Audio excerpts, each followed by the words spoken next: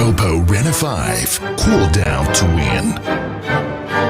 Oppo Reno 5, PUBG Mobile MENA Esports official designated smartphone.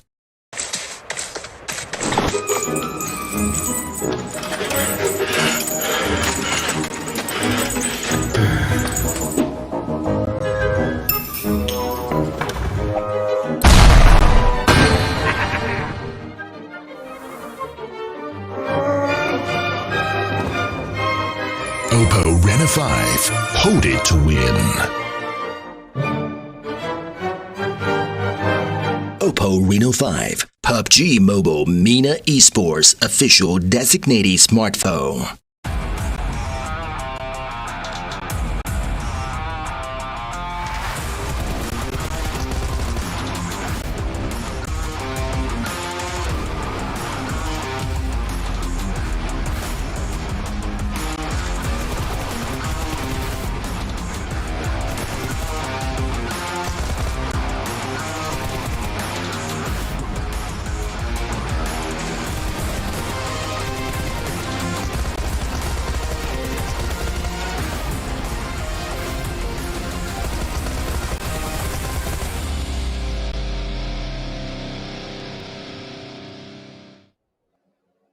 Hello and welcome back, ladies and gentlemen, to the PUBG Mobile Club Open for the African region of the Full Split 2021. Today, we're going to be jumping right into the action once again for day 3 of this ongoing gameplay brought to you for the African teams. And today, I'm going to be joined not by James Banks. He's going to be here later on, but it's going to be DK with me today. How you doing, DK? Oh, pretty good at yourself, man.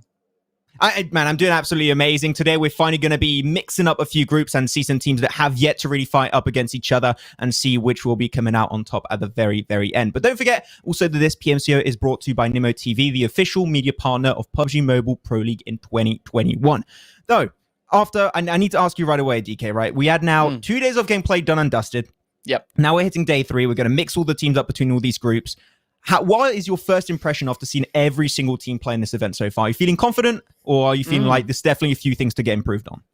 I mean, some pretty decent gameplay that we had. I'm liking the way the teams are approaching this. They're getting, pretty aggressive. Not necessarily every match, every time, but a good consistency of that. We have already seen quite an improvement coming in the skills of the teams, just the way that they utilize the map, their positions, and take those engagements. So I'm definitely looking to see that kind of improve even more so as we progress through the group stage and make our way into the finals. But yeah, so far, pretty good performance. Yeah, it's really good performance, actually, from a lot of the teams at the top. We'll be looking at the overall rankings later on. We'll be completely fine, and we'll check exactly how things are currently looking in the grand scheme of things. But, of course, we're going to be going into it and starting off to check our rankings. I think I understood there for a second. We got a graphic that's going to come up. Oh, format. There we go. The format's going to be coming up right now, and we're going to be seeing how this event is going to be going for these teams. Of course, it starts off right now. This is the stage on which we're currently playing. We have 32 teams, 8 teams in every single group. And after that, we'll be going down to 16 teams. And something that I find very interesting here, DK especially, is there doesn't really seem to be a big sense of urgency. But when you think about it, for the group stage, every team has already played 1/3 of their games. They only have 8 games remaining. So you don't really have too much room for mistakes anymore. Yeah, I mean, it is a little bit of pressure that is on. The 6 days are going to go past so quickly. And collectively, the teams only had 3 days per group to participate and bring in those games. So it's a grand total of those 12 matches, 4, as you've pointed out already, being done and dusted, 8 more to go. The pressure is definitely on. So, I mean, the players, they'll definitely have to bring it all the way throughout the entire duration of the group stage for all the matches they are participating in. So, if they were planning on bringing it in a little bit later, I think that might be a little bit too late. I definitely do think it'll be a little bit too late. So, of course, you want to try and get as many points as quickly and efficiently as you possibly can. And talking about points, we're going to be, of course, checking out how the point system currently works. As always, if you're used to it by now and you watch some PMCO, you know how this rule system goes down. Chicken dinner equal 15 points. Second place, 12. It dwindles down from 13th to 16th. You get the big fat bubble as usual. And, of course, that 1 point per kill rule coming into play. And in terms of kills, you talked about it too, right, DK? Got some teams going relatively aggressive. Which are the few teams that, stand out to you as being those big fraggers in the lobby? Well, the teams that are the teams that we've been seeing on a regular basis really stepping it up would definitely be teams like Gun, for instance, KHK Esports, Blackjack, and then of course the players there from Team Rage. They are already sitting on some pretty strong points, but also they've been able to find quite a few of those kills. And I mean, this could potentially be the day where we see the players there from Team Rage and Lag Esports now utilize their position on that leaderboard, looking to improve it even more so. Yeah, man, you're talking about one of my favorite teams, Team Lag. I've got many things to talk about Team Lag, of course, but also another thing I want to talk about is the prize pool coming into this African PMCO for the full split of 2021, with 30,000 US dollars coming your way. I mean, not your way, the player's way, but you get what I'm saying. First place is going to be 4,000, second place 2,500, and 1,700 for third place. And even if you don't make it into top three, there's still some big chunk of money coming your way, DK. So you definitely need to make every single point count. Yeah, I mean every point counts, and you know it's a nice spread out with the prize pool here. Obviously, that pole position being awarded the most, but also 17th to 32nd position still awards the team that ever essential $500 for participating. So at the end of the day, no one goes home empty-handed. Everyone's going to have something. It's just a matter of how much of that something they're going to have at the end of the day. Yeah, if you're from 17th to 32nd, you can still get yourself $500. And I mean, potentially you could get yourself a Renault 5G, a Renault 5 Series if you want, but you'll have to share it between your homies. And I don't think that's something you really want to do, especially with COVID around. Maybe you got to be a little bit careful about those restrictions. But still, every single team will get himself some of that prize pool coming their way, which is absolutely great to see. And intrigued to see where the prize pool will be in the future for the African PUBG Mobile esports scene. Of course, looking into the next part, we're going to be having to look at our schedule for today. Not really too many big changes here. It's going to be the exact same from what we had on day one and day two altogether. We're going to start off with Erangel, heading into a game of Sanhok, followed up with Miramar, and we're going to wrap it up with another game of Erangel. Double Erangel here, DK. You can't complain. It's the best map by far, and we're just having it double every single day. It's looking great. Yeah, I mean, I'm definitely expecting quite a bit of a change coming into that first initial Erangel matches. We saw on day 1 and 2, the teams just trying to get a hang of, you know, where they are, how to best try and counter the opponents. But now that's all behind us. The teams have all now had their opportunity to go in, compete against each other. So stepping up into the match here today, I'm expecting, you know, the players from Group A and Group C to really implement what they've been able to learn, also taking into consideration the VOD reviews that, well, potentially they have done. Yeah, I was exactly just about to mention that. The VOD reviews are very important. Now that we've seen every single team play, you definitely got that amount of research currently available for you on the interweb. I feel like a boomer saying interweb. I'm the youngest guy of the group and I say interweb. That's really weird. But you know what's not weird is to keep in mind that we are indeed born to win. This is the PMCO Africa's full split brought to you by Oppo. Get your gaming mode on with a much-loved Renault 5 series. With that said, myself and DK, we're going to head on over to a very short break. And after that, we'll be back for our very first game of day 3.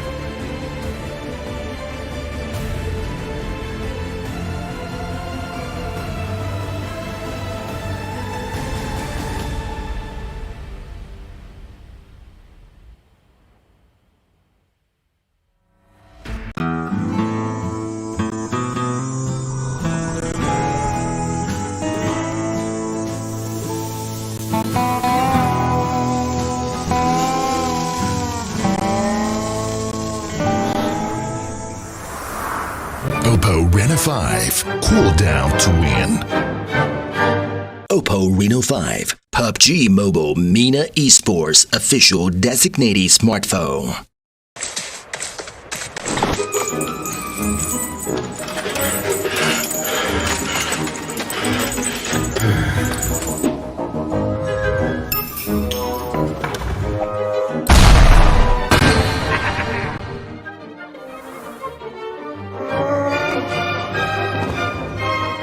Oppo Rena 5. Hold it to win. Oppo Reno 5, PUBG Mobile MENA Esports official designated smartphone.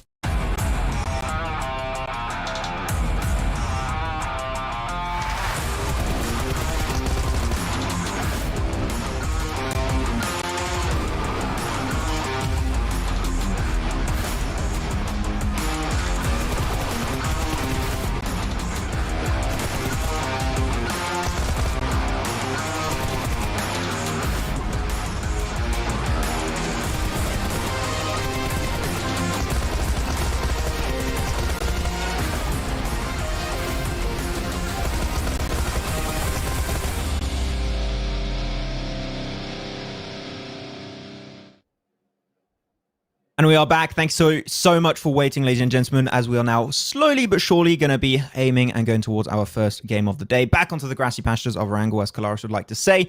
And we are going to have one hell of a game, because when you're looking at all these teams that we saw play throughout, day 1, day 2, with all these groups from Group A, B, C, and D, we're going to have a closer look right here. Group A and Group C, in my eyes at least, DK, has some of the most stacked teams in this entire PMCO event. So I feel that we're going to have some real sparks going forward today.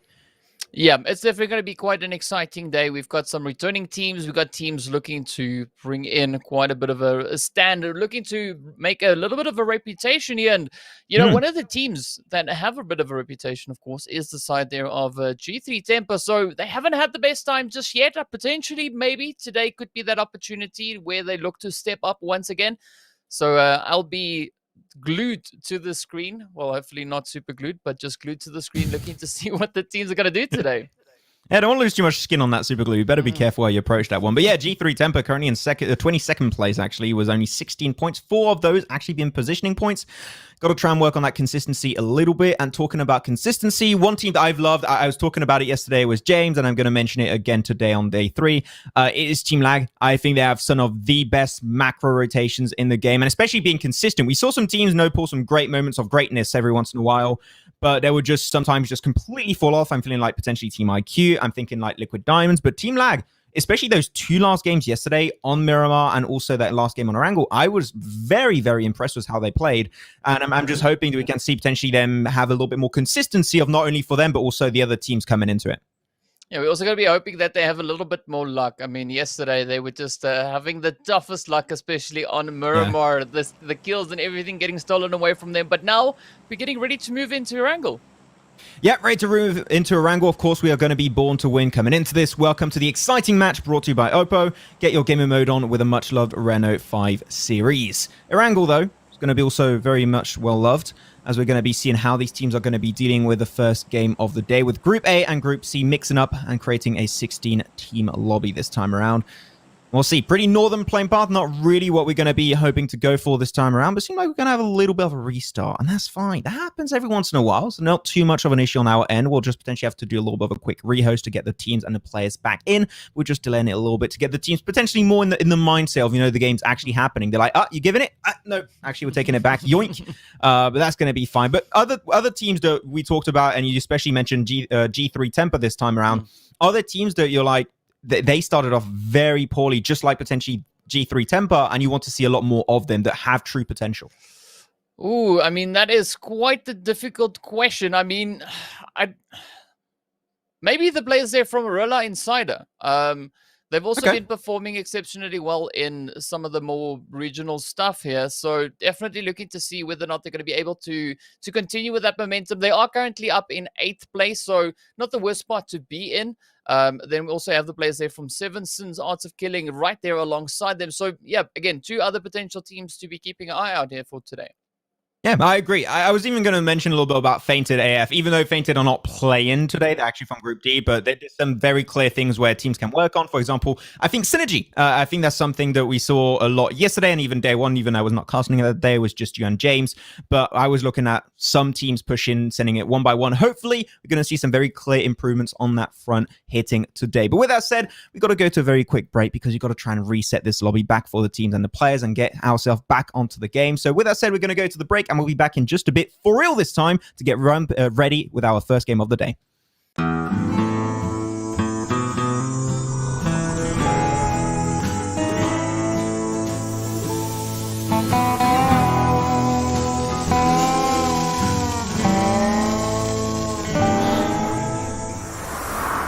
Oppo Rena 5. Cool down to win. Oppo Reno 5, PUBG Mobile MENA Esports official designated smartphone.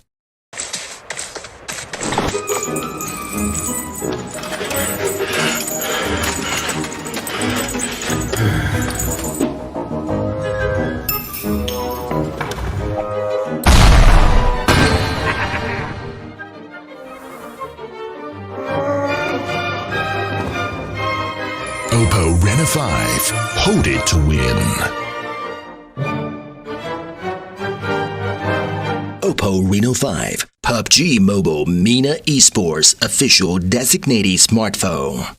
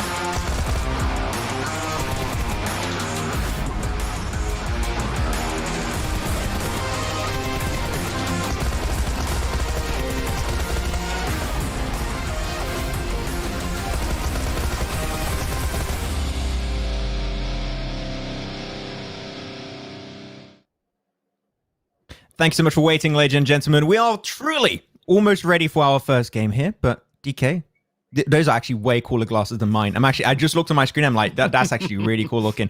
You have a choice: a red pill or blue pill. Which one do you go for, man? Which one? Are they similar to like M&Ms and Smarties, or what kind of happens with that? Do you think I would give you M&M or Smarties dressed like this? What do you think this is a candy store? We were talking about that on the pre-show, preparing this, and he's like, I want to do a cocktail. I'm like, bro, they tell you out of the pharmacy, you don't mix them up normally. I don't know, man. DK, we'll see how it's going to go. But we're going to be also mixing up all these teams of Group A and Group C once again today. We talked about a lot of the teams that we want to see very clearly improve, and we're going to be hoping to see that come into fruition in this first game on Erangel. The teams are now getting set and ready to get launched on the grassy pastures. And really, when it comes to Erangel, no, we had some pretty, I would say, normal circles on Erangel. Nothing really out of the ordinary. Would you like to see a military island finish? We haven't had one there, I think. Yeah, I love me a military island. I mean, military island finishes are my favorite. Second to that, of course, is a chopsticks finish. But yeah, I like it when it heads all the way. Yeah, you gotta watch out when it heads all the way down into the south, especially when the east and western bridges come into play. I mean, it makes for some pretty exciting gameplay. Yeah, I think it just goes to show how you can set yourself up for the future when you are able to go for some Sanhok rotation. So we'll see as we're going to be jumping back into the game once again, back onto Erangel for the second time. We're going to have 3 Erangels today. Wow, how lucky of us. We'll have to see. But this is, at least, I can tell you right off the bat, DK, a somewhat more friendly playing path. We saw it earlier, was very northern, and I think a lot of teams just let go a full sigh. And now they got a sigh of relief as they see, okay, we can actually work with this a lot more. Thank you so much, PUBG Mobile Gods. Or they should potentially say, thank you very much, James Banks, as he pressed the button to reset everything. Because as you know, the world of PUBG Mobile is a simulation, just like the world of our own. Yes, and as we know, Banks, he's the one that runs it all. So he's in control of those buttons. We saw it yesterday even when you were saying that he was pressing that button. I think it was for the players of 7 Arts of Killing as well. So, we got to wait and see how this goes. That's it, man. He's too powerful. That's why we brought you on, actually, DK, is to try and slowly replace him. And we're going to slowly push him out. No, that's how it's going to work out. Because he's too dangerous to be left alive. Good old James Banks. Here we go, though. Teams are now going to be going out of the plane, taking their location under control. Sol's already going to go for the Gatka/Gatka Fields position, so I'm pretty stoked to see that actually come through. Other than that, really, I'm surprised we've seen so many teams actually playing on the Western Coast. I mean, that's typically based off of this plane path too, because you don't have this many teams drop there. But I'm not seeing too many teams go for a long drop. And with this phase 1 actually popping up, you don't really have to move too much, so teams might not even go to the main drop location to loot over there. Yeah, this is definitely quite an interesting zone. That flight path really throwing things to the wind. And now, I mean, looking at that first initial zone, it's looking quite comfortable. Not a super aggressive zone shift, but hopefully it gets a little bit wacky from that point on. Maybe a little bit nutty even. But now, looking up in towards South George, rather, we got the potential bit of action coming through. I mean, we got the players from Zero Tolerance Skills holding up right here alongside the players coming in from TMB. So, yeah, maybe Tropa will bring it in and get a little bit aggressive. You're talking about nutty. Are you like, do you prefer the normal M&Ms or the ones with nuts in it? Oh, both. I as long as it's got M&M on it. No. There's no escape from that question. It's not like I like both. I like everyone. What are you, Imperium? No, you got to make a decision, man. Okay, you got to actually go down and say I like this one more. Which one? Well, I'll go for the nuts. The one with these nuts. Okay, good answer. Okay, the shots are now going to be exchanged between these two teams. GMB taking a little bit of damage. Borjax will have to be careful of his whereabouts. But of course, now that the teams are fully aware of these two positions being locked down in Northern George, they're just going to move away, really. I would not recommend this fight to go any further now that you know the teams are there. It's very similar to Yasna, I would say here, DK, where you got so much space, two teams could very easily live next to each other without having to fight. So I would say TMB, if they could, just don't force it. It's definitely not worth it in the early game.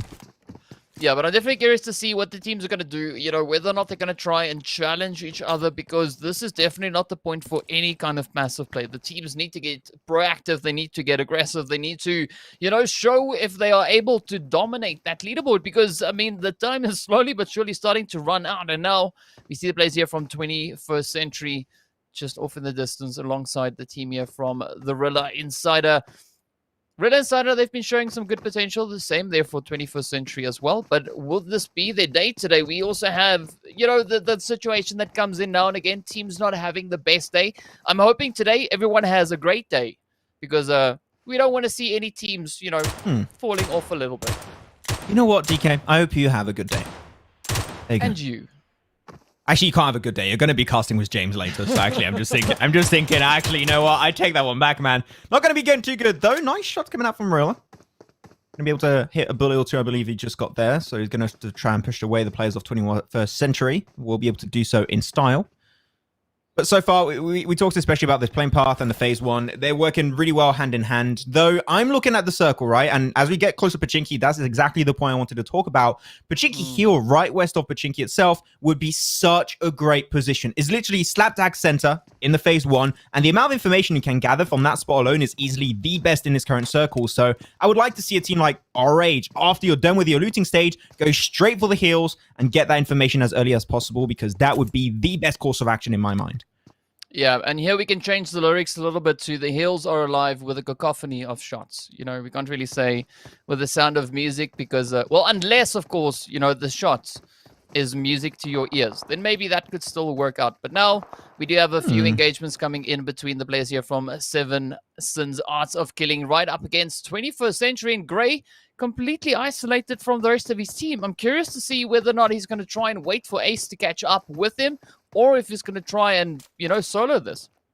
I think he's potentially going to try and solo this one. Grey is looking like he wants to try and push his way even further. Mystery, 96, hopefully going to get smoked away. That smoke is a little bit far and wide. Does get spotted away. Goes for the few taps onto the DP28. Does have to drop on down. Mystery makes it barely behind the wall with just a slither of HP still ticking down. Will be able to make it away, but Grey, that's way too far, man. I respect the attempt, but that is way too far out of reach. So now if you want to try and shut down that res, you got to close that gap. But you lost too much time. Now is not the time. Go back with your team. Do not push it. It is not worth it anymore. Yeah, I mean, this is where they definitely can't try any of those risky plays. They need to play the calculated game. Unfortunately for Grey, Ace has now joined up with him. So he does have a little bit of reinforcement, a slight increase in the fight, the odds, the fighting chance there. But I mean, Seven Arts, Seven Sins, they're still going to be putting up quite a bit of a defensive play as they've now received their full reinforcement. The whole squad just lined up on the high ground position over in towards Quarry. So I'm curious to see whether or not they're going to look to apply the pressure onto 21st Century. Speaking of pressure, though, Young Thunder and Team IQ now getting into a bit of a tussle here. Panda sneaks a beautiful one right up into True. And now Team IQ sitting on 2. We've got Capcan and Panda looking to hold on.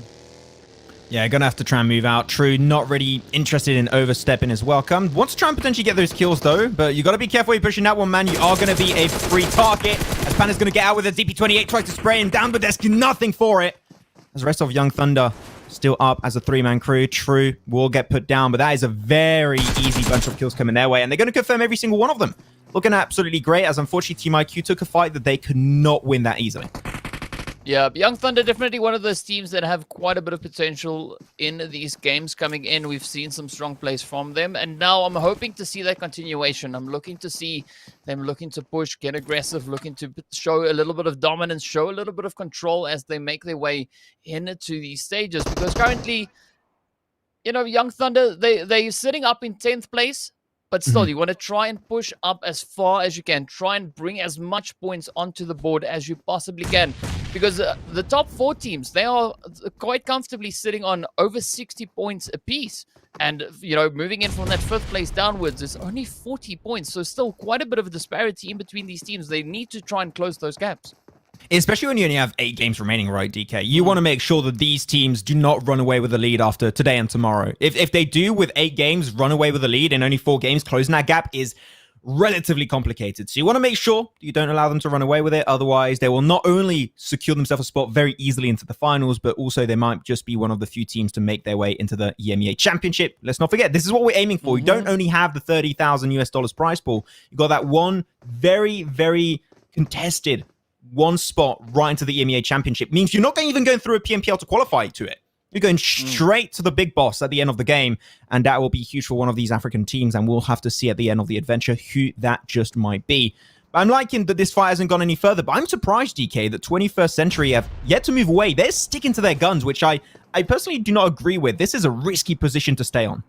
Yeah, especially seeing that Seven Sins have that beautiful high ground play, and they could at any point start to leverage it in their favor. But also now taking into consideration the zone is about to close up, it is about to shift, and I don't know whether or not they're going to be safe within this coming phase. So they definitely need to plan for that approach as well. And just looking at where it's gone, they definitely now need to start thinking of that rotational path. I'm really happy when we see Team Lag actually going for Pachinki Hills. That makes me really happy. It gives me like faith in humanity again. So I'm really stoked about that one. But I saw the position of Jassa. I knew it was strong, and I knew that was going to surprise the rest of Seven Sins. But there you go. That's the first knock coming on down. And Seven Sins, DK, they're so on top of each other when you're literally trying to defend such huge area, which is Quarry. It's humongous. And yet you're staying on top of each another. You're allowing yourself to get backstabbed easily, which is just what happened thanks to Jassa. And Breno got knocked down. Luckily enough, could get rezzed up. But that one knock allows the rest of 21st Century to close that gap, get close and personal. And that is when they're going to try and strike while the iron is hot. Yeah, but I mean, this could be a beautiful opportunity now for 21st to try and get right out of this position, looking to potentially disengage. But Jassa now just holding that off-angle approach. They're looking to see if he can secure that rotation for his team as they look to get their butts right out of there. But now, man, it's going to be a pretty tricky approach. And Seven Sins, I'm hoping they've got a vehicle at the ready. I think so. I think when you make it into Quarry itself, even though they did drop it, but Quarry's got a few car spawns at the bottom of the valley, I do believe at least, so they should be able to loot those up without too much of an issue. They're leaving Jassa behind. Unfortunately, you got a buggy, you don't have a third seat, so you're going to have to make the run work out, Jassa. He should be able to make it happen. It's fine. He's still got himself a few seconds before the circle starts to close off. And he's just phase 2. He's got himself quite a few band-aids and also quite a few first aids. So he should be relatively safe. But now your focus should be to rotate. This is a pretty big hard shift over to the eastern side towards farm. So they're going to have to do the most distance to actually make it into the safe zone. Yeah, and I mean, speaking about safe zone, we definitely see quite a bit coming in towards that region over in Pachinki. Pachinki is really starting to get pretty jam-packed with players and teams. And I'm curious to see just where exactly this is going to go because, I mean, these hills already being occupied by the players coming in here from Honored Souls, Zero Tolerance skills right down below. Man, it's not exactly that rotation that we were looking for, looking to see, you know, the players there from RH who dropped down over in towards Pachinki moving on to these hills.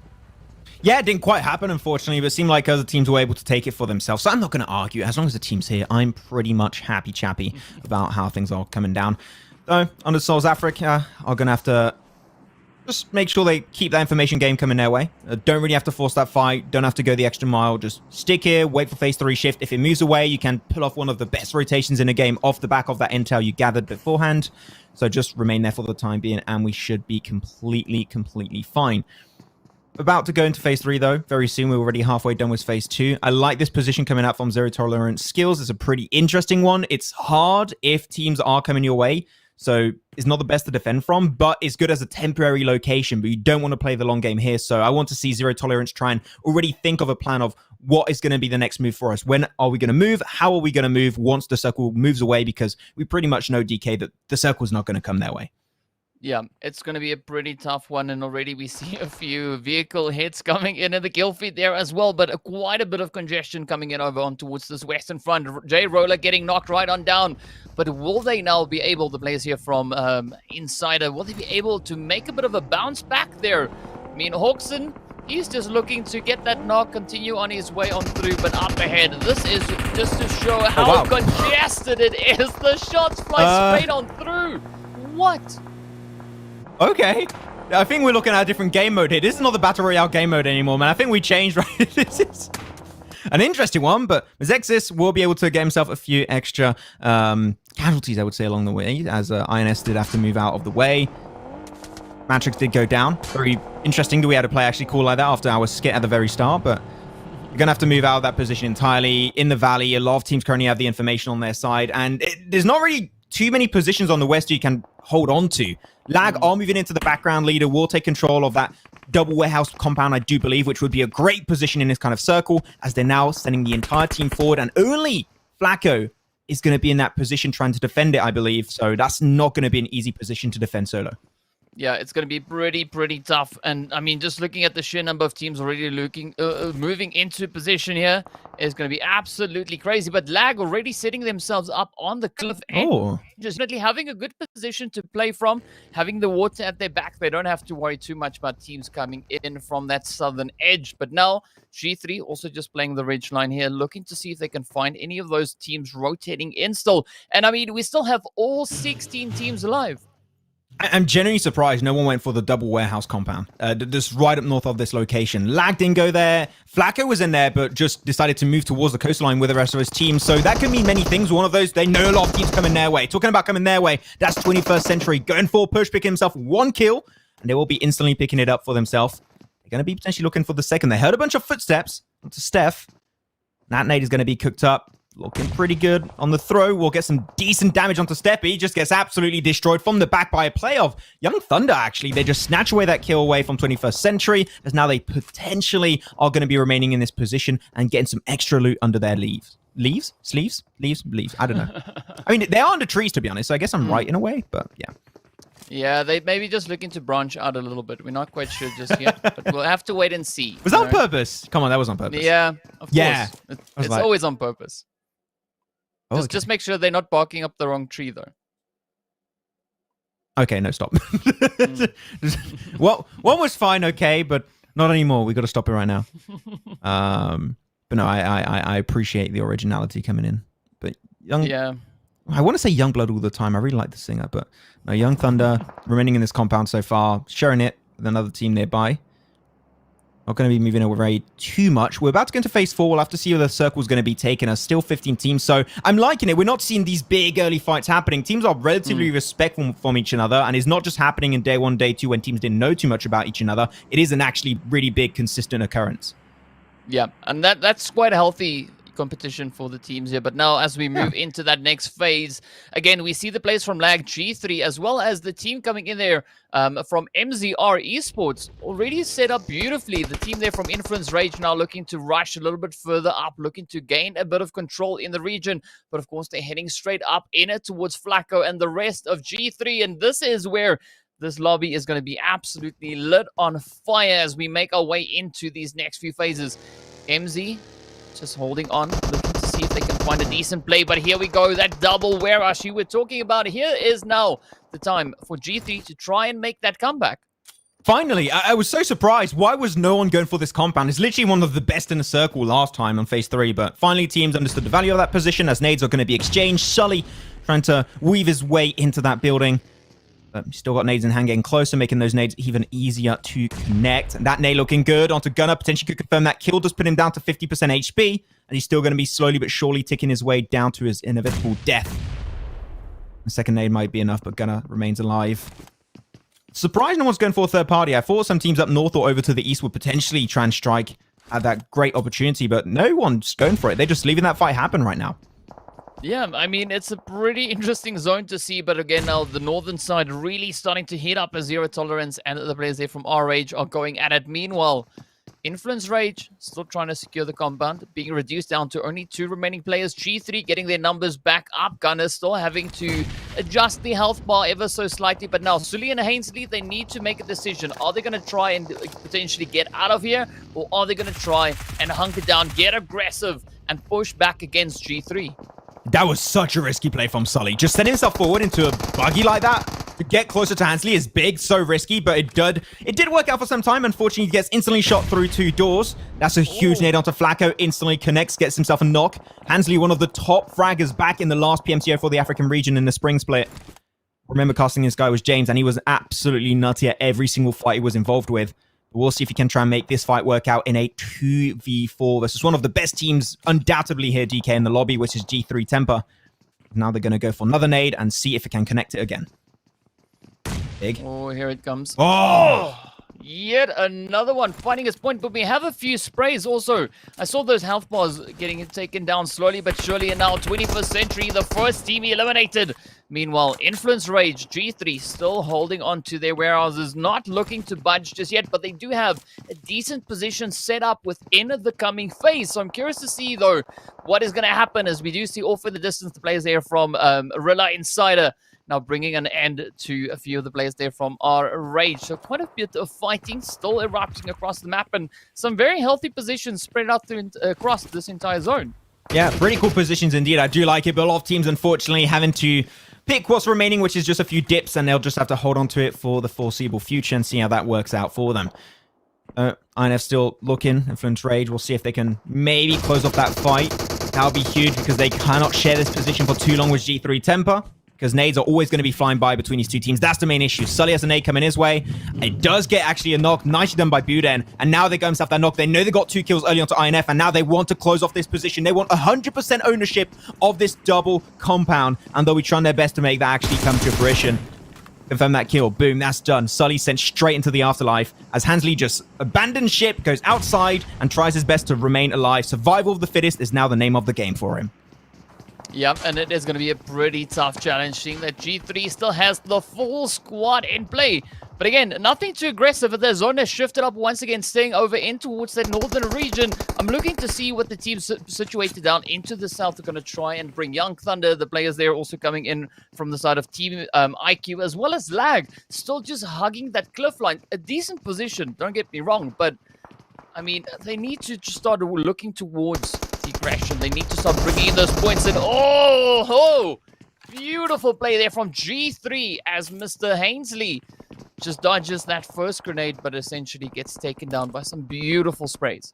Yeah, that grenade did scare him away. I do want to say, though, very smart play from Hainsley, where he did not put himself inside of that, what would you call it, container. He was actually onto the outskirts to make sure if a nade like that came his way, would be safe, but unfortunately, that was still not enough. They're pushing out 7 Sins, looking for those kills. We're going to get as much information as they would like, but they're trying to mow down that vehicle. Everyone's now going to be pushing out for MZS as they make it right behind the tree. Safe for now. If they can heal up, that'll be huge. Let's get himself a knock. That's a great play from Azexis. Now the smokes are going to be going wide.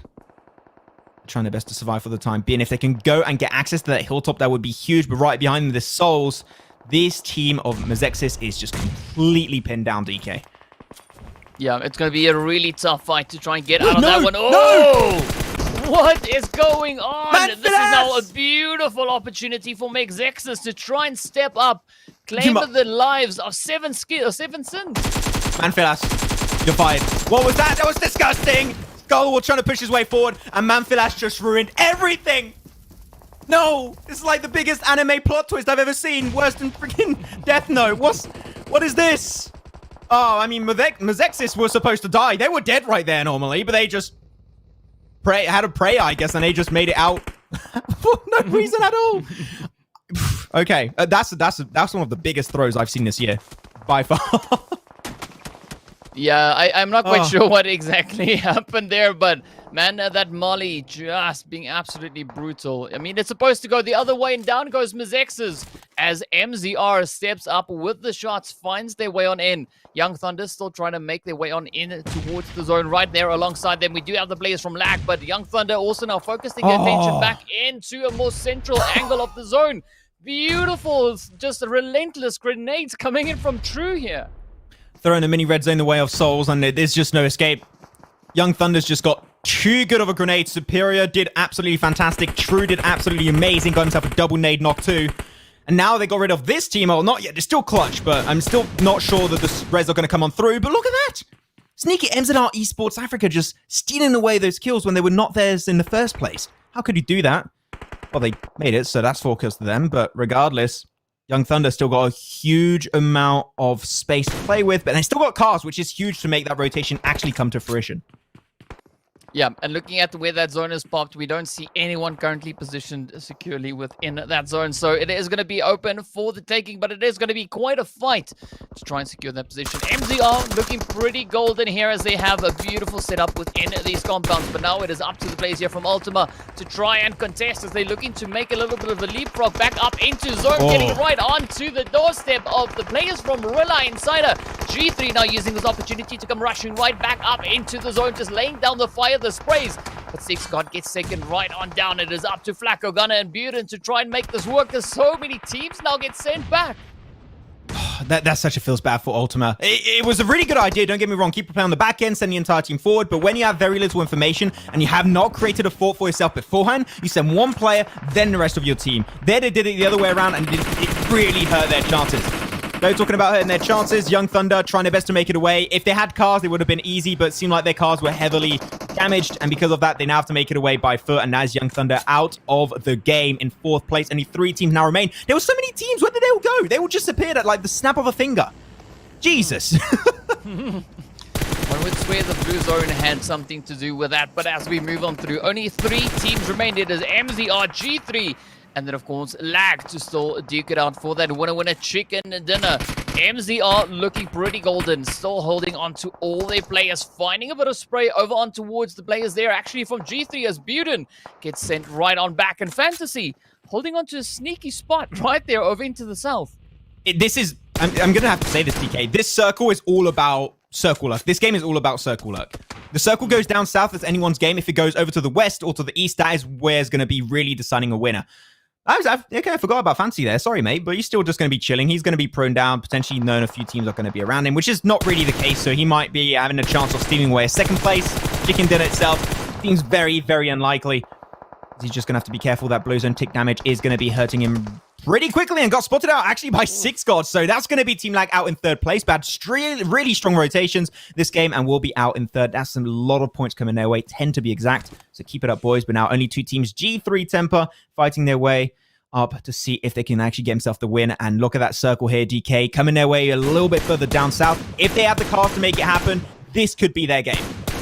Yeah, definitely could be their game. But now, oh man, they just need to try and bring as much carnage in as they possibly can. The players there from MZR trying to inch their way back up into Wazo. We did see a pretty strong play coming in from Trippus in one of the previous matches on day 1. But now, will they be able to bring in another beautiful play? G3 looking to put up some really strong defenses. They want this winner chicken dinner. They want to bounce back. 8 kills on board, 2nd or 1st place. Which is going to be? It is going to be such a close match. Oh, wait, if you can make it to that rock, that'll be huge. The thing is, right, this is a team that could actually make this rotation work out, because they've been in this compound for the longest time, right, DK? They have a huge amount of smoke potentially to play with. Look at that. A big portion of the map is currently covered. Flacco makes it over to that crate, and he's going to be able to make a somewhat makeshift compound in the center of the circle. And now they're all going to be in nade range, trying to make sure they can push them out of these smokes, get the damage. That's 1 knock onto Clutcher from Gunner. That is a great grenade. And now they lose that off angle, hit a 2nd knock, and G3 are just taking full control of this game. I just do not see this game slipping through their fingers. Man, they are so well defended in the zone. MZR having a pretty tough time to inch their way back in, and now it is up to Blood and Turpus to try and make the play work here. Whoa! Yeah, try and say that 7 times fast, but the red pill. I know, man. He took the red pill. That is got after effects, man. Don't worry too much about it. 6 God, though, going to secure himself for that knock onto Blood. And now it's only Turpus. He did a great clutch on day 1, I believe it was. We'll see if he can make it happen once again, but that spread of G3 Temper is just textbook perfect. You just cannot have any kind of cover, and they just completely obliterate the side of MZR Esport Africa as G3 Temper secured himself dominantly the 1st win of day 3 here for the PMCO Africa Full Split 2021. It's so easy yet so effective, but I said it, DK. There was 1 compound in that circle at phase 3 and phase 4 that I said team should go that. It is a winning condition, and the only team to win that really fought for it versus INF was G3, and that resulted in them taking the win. Yeah, but I mean, we were waiting for this play to come from G3. You know, it's a team that we know is pretty strong. They are really capable of bringing in an absolutely phenomenal performance, and good to see them doing it in the 1st match. So it's a really strong start for them right here in day 3. Hopefully, they'll be able to continue with that momentum moving into the 3 remaining matches. Because they were 22nd before this game. It was only 16 points. Yeah. They just doubled, even potentially tripled this. We'll have to look at the rankings. And talking about looking at the rankings, we're going to do that right now of this game, at least it is. We're going to get himself 27 points. Not quite doubled, but getting really close to that. So they can feel very, very proud of their current result. Why am I saying even double? No, tripled almost. So G3 Temper got himself so many good opportunities, and they struck gold every single damn time. Fantastic to see. Hopefully they can do even better in the few games that are remaining today. 2nd place is going to be MZR Esports Africa, that really, DK, when it comes down to it, had a little bit of circle luck, but able to get himself still a few kills along the way in that position is not an easy feat to achieve. Yeah, and then of course we got to still give it to the players there from Young Thunder. Again, a really strong play coming in from them. 10 kills being picked up in this last match. A really good way to go. But now will they be able to continue again with that momentum moving in to our aggressive match, which is going to be up next. But looking on the rest of the second page here, we can see the players there from Zex, Zero Tolerance, Seven Sins. All these teams not really in the most ideal position. Well, Seven Sins, you know what? I normally I'm not allowed to do this, but I'm going to do this. I am taking points away from you, especially from Manfilas, okay? You're not getting 3 points. I'm telling you, you're getting negative 3 points right now. That was one of the biggest throws I think I've ever seen, because not only do they mess up their chances of getting themselves a good game, they also just gave so many free kills over to Mezexis for literally no reason. So, Manfilas, I know it happens, a little misclick every once in a while. I forgive you this time. But you can't allow that to happen on a regular basis, man, because that was way too much. So we'll have to see. So next game is going to be on to Sanhok, and we got to see how teams can do on that map, because this is going to be a completely different beast this time.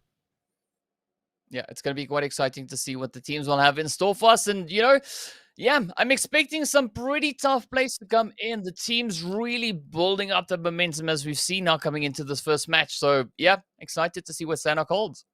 Yeah, very excited. But you know what? Before the excitement, we're going to have to take a little bit of a breather, and we're going to have to relax for a bit before we do get into that game over on the jungle map of Sanhok. So with that said, myself and DK, we're going to head on over to a break, and we'll be back right after that with our second game of the day.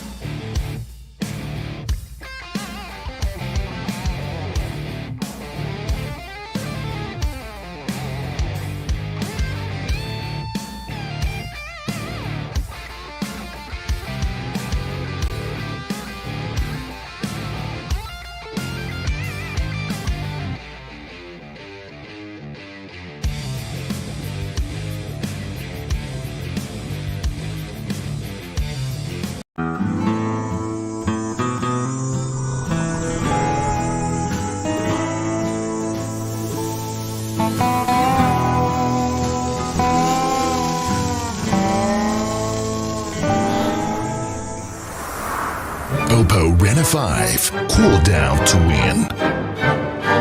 Oppo Reno 5, PUBG Mobile MENA Esports official designated smartphone.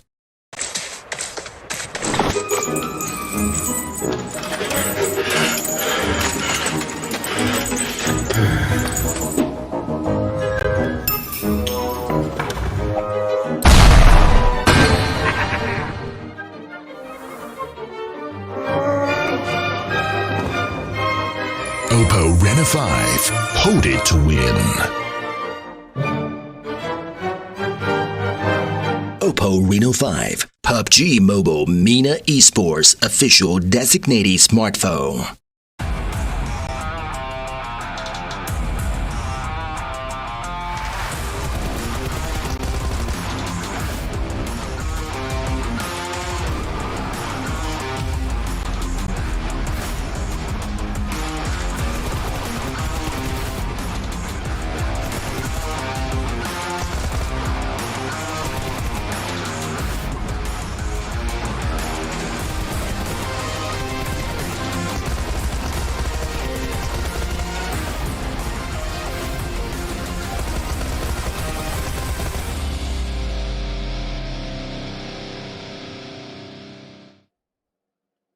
One game already in the book and 3 more yet to go. We're going to head on over now back to the map of Sanhok this time around. It's going to be our third Sanhok of the entire PMCO Africa for the full split 2021 season, and we'll see exactly who will be the king of the jungle at the very end. Once again, my name is Maxman, going to be joined by DK for this second game of the day.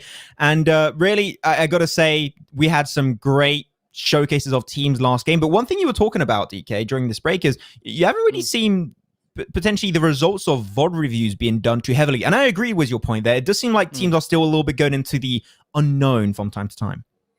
Yeah, I mean, it does look a little bit to a certain degree that the teams are still kind of winging it a little bit. Yeah. But yeah, essentially we want to see those VOD reviews reflecting in the gameplay, that they know, okay, well, this is kind of where we could be expecting, you know, team A, team B, whatever the situation is. And I'm hoping to see that definitely develop as we progress, not only through the group stage, but also, you know, the entirety of PMCO.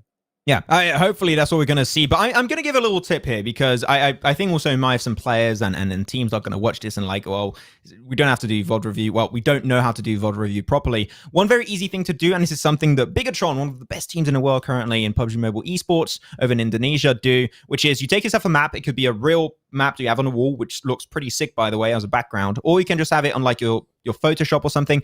And you just look at the VOD and you quickly scan through the map feed, and you just put little team logos where they drop and where they rotate with like little strings or just little lines, and then you'll know how teams rotate typically. It's a good way to prepare yourself before going into a game, because you got time to prepare the lobby typically, and before you go into the lobby, just look at it real quick, make sure you don't get anything wrong, because if you do, that could just be one game down the drain instantly, and then you should be able to avoid those hot drops and hopefully avoid those kind of early rotations if that's what happens. There you go. That's one thing that I see quite a few teams do coming into it, but we'll have to see. But talking about rotations, one map that's a little bit harder to rotate all over the place because of how the terrain is actually laid out is going to be Sanhok. Are there any teams that have potentially impressed you when it comes to this map? For me personally, it's Team Lag. I talked about it a little bit, but how about you? Is there a team that's like, wow, these are truly the kings of the jungle? I'm still open for the taking. I'm still to be impressed enough. You know, like I give them that opportunity to see what they have to deliver. And I think, you know, kind of by the end of tomorrow, when all the groups have had both, you know, 2 days of playing, I'm curious to see then, you know, then I'll be able to make a good judgment saying, okay, cool, you know, these teams could be really impressive on these particular maps. But speaking about what you were talking about, the VOD reviews now, I was just picturing the map of Sanhok filled with 31 teams worth of dots and lines and pins in it. I mean, that could be quite interesting to see. I mean, you're not going to put every single team there, okay? You're just going to put the ones of your groups you're playing with, and when you're in the finals, just 16 teams, okay? Don't make me say what I didn't say, okay? I know that's a bit too much to deal with. Okay, but with that said, once again, don't forget that we are indeed born to win. Welcome to the exciting match brought to you by Oppo. Get your gaming mode on with the much-loved Renault 5 series. Here we go. Pretty southern playing path here onto Sanhok. Going to head on over right over Quarry. As really, when we think about it, DK, the plane path doesn't matter too heavily. It just makes you go to your drop location just a little bit faster, which could give you the edge in certain scenarios. Yeah, I mean, essentially on a map like Sanhok, positioning is absolutely key. And also that first initial zone, once it pops, I mean, that could kind of give us an idea of who's going to be the team to dominate in this particular match. And, you know, that could be the case, could not be the case, but it all depends on how the teams rotate through and how they apply themselves to this match. Yeah, applying everything in this match is what we're going to be seeing. Sorry, I was just checking out with our magnificent producer on the back end that he's doing some great work for the show over here. So we'll have to see the trifecta position of the river is going to be overtaken by Ultima, which I like to see. What have I lied? Seemed like I spoke too soon. They're actually going a little bit further up north to take that position of control. But I'm happy. Finally here, DK. We're not going to have an early fight boot camp. I mean, finally. At the end, DK, we all love ourselves a boot camp fight. Okay, it's fantastic. Yep. It's the reason why we watch the early game of a game of Sanhok. But this time, the spread of team is so interesting because normally when I'm looking at a game of Sanhok, I'm always saying like, oh, you got this position. There's not many teams dropping there. They could take it, blah, blah, blah. Almost the entire terrain of Sanhok is overtaken. And I live for that. That is great showcase of teams doing potentially what we said earlier, right? VOD review. They're definitely not winging their drop locations. Maybe the rotations, but the drop locations are set in stone right off the bat. But it's a good, healthy spread coming in, and Yeah. you know, this is what makes it so interesting. Is once those rotations start to initiate and they start finding their way back up in towards zone, this is where they definitely start bumping heads, and this makes for such an interesting game. I'm quite curious to see though what's going to happen and who's going to be those teams to start bumping heads. But you know, it is Sanhok. It is a map that lends itself to that opportunity to get aggressive, but also you get punished way, way more for any of those small little mistakes as they do get magnified to quite a bit of an extent. Yeah, of course. You want to try and hope and avoid those mistakes as much as possible. I mean, I think I'm just spelling out the obvious right now. It's just, do a mistake, you lose. Wow, very good analysis. That is why we pick you, Maxman, for these shows, yes. But no, of course, you want to try and make sure that when you have mistakes like that happen, you analyze it, you realize, yes, we did a mistake, and then you want to try and hopefully work on that for yourself and see how things are actually going to be working out. But as of right now, as we said, we got very big spreads. So I'm not expecting any big kind of games, any kind of big fights happening at this stage in time, so we'll have to see how things are going to come on through.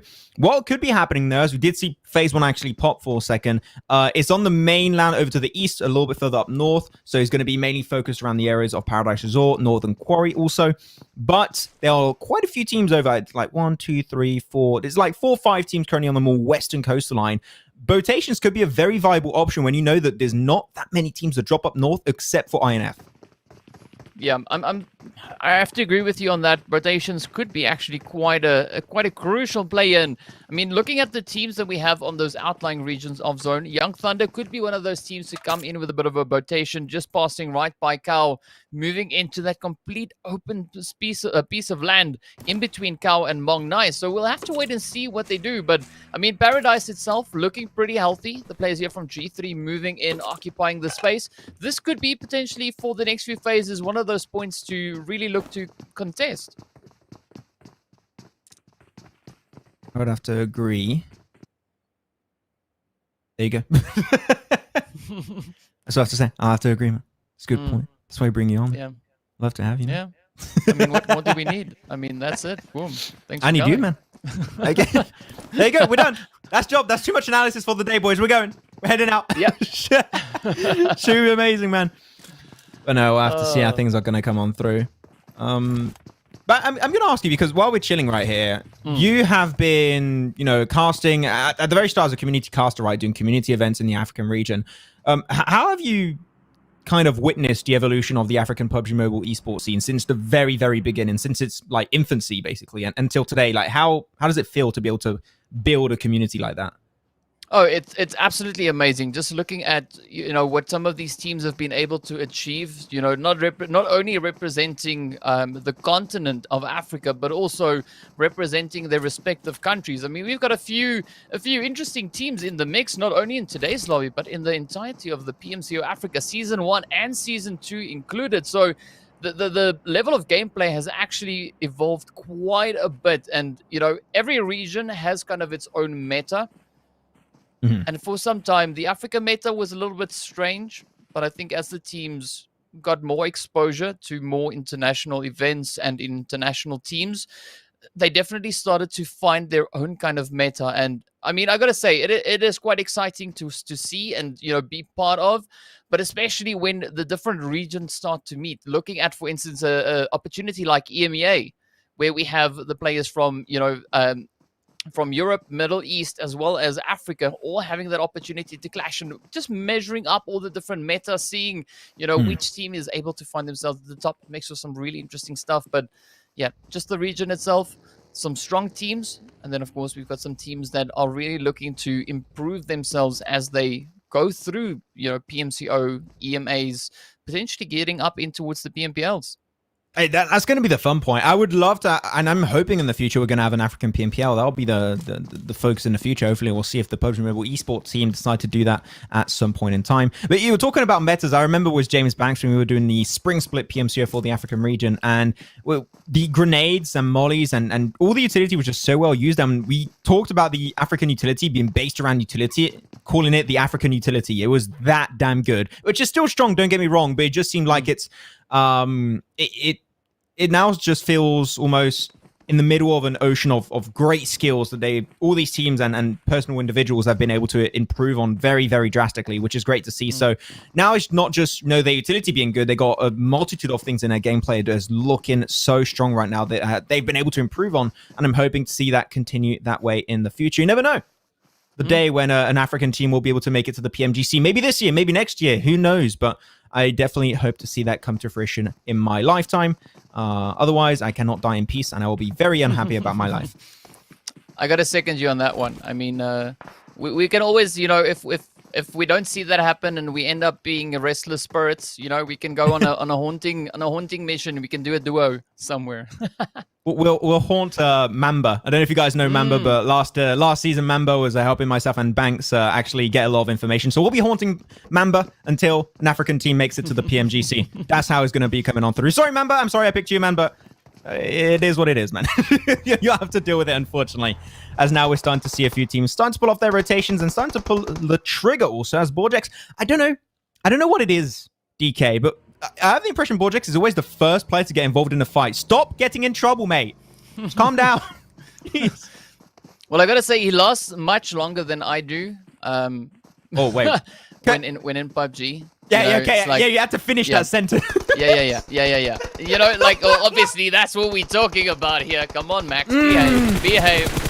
But yeah, I mean, here we go. The shots finding their way on through. Blood 14 trying to bring in a bit of a spray, but usually, I am usually the first person dead. A lot of the times if I play with some people in the community, I tell them don't expect too much. I'm quite accustomed to spectating, and that's usually what I end up doing. So yeah, it's interesting to see though Ultra and Ultra Force actually going slightly toe to toe here, or Ultima and the players there from Ultima Force. Yeah, Ultima's going to be just pushing out. But I'm going to tell you, even if you do die first, right, you're basically the first to relax in the lobby and just chill. True. So, hey, there's a positive to every single facet of the coin, I guess I would say. But the circle about to move. Once again, Team IQ very far over onto the eastern coastline next to the T2 Camp Bravo, though the more southern western edge is still going to be clustered. As you said, you got Ultima in that position. MZR also going to be playing in that position as of right now. Not going to be too good, but I'm seeing in Hartin, especially got Salt and also Young Thunder. Young Thunder on our team that like to take early fights if they can avoid it and play around what is supposed to be strong positions in the circle itself, especially central. They would enjoy to make that happen. Superior are going to be trying to peek around the corner, instantly put down by Risks. And they are going to close that gap. They are going to try and get closer and closer by the meter. And Executive tries best to defend it, but there's not much can do. What a great spray from Risk. And they are going to get two very, very easy kills for themselves.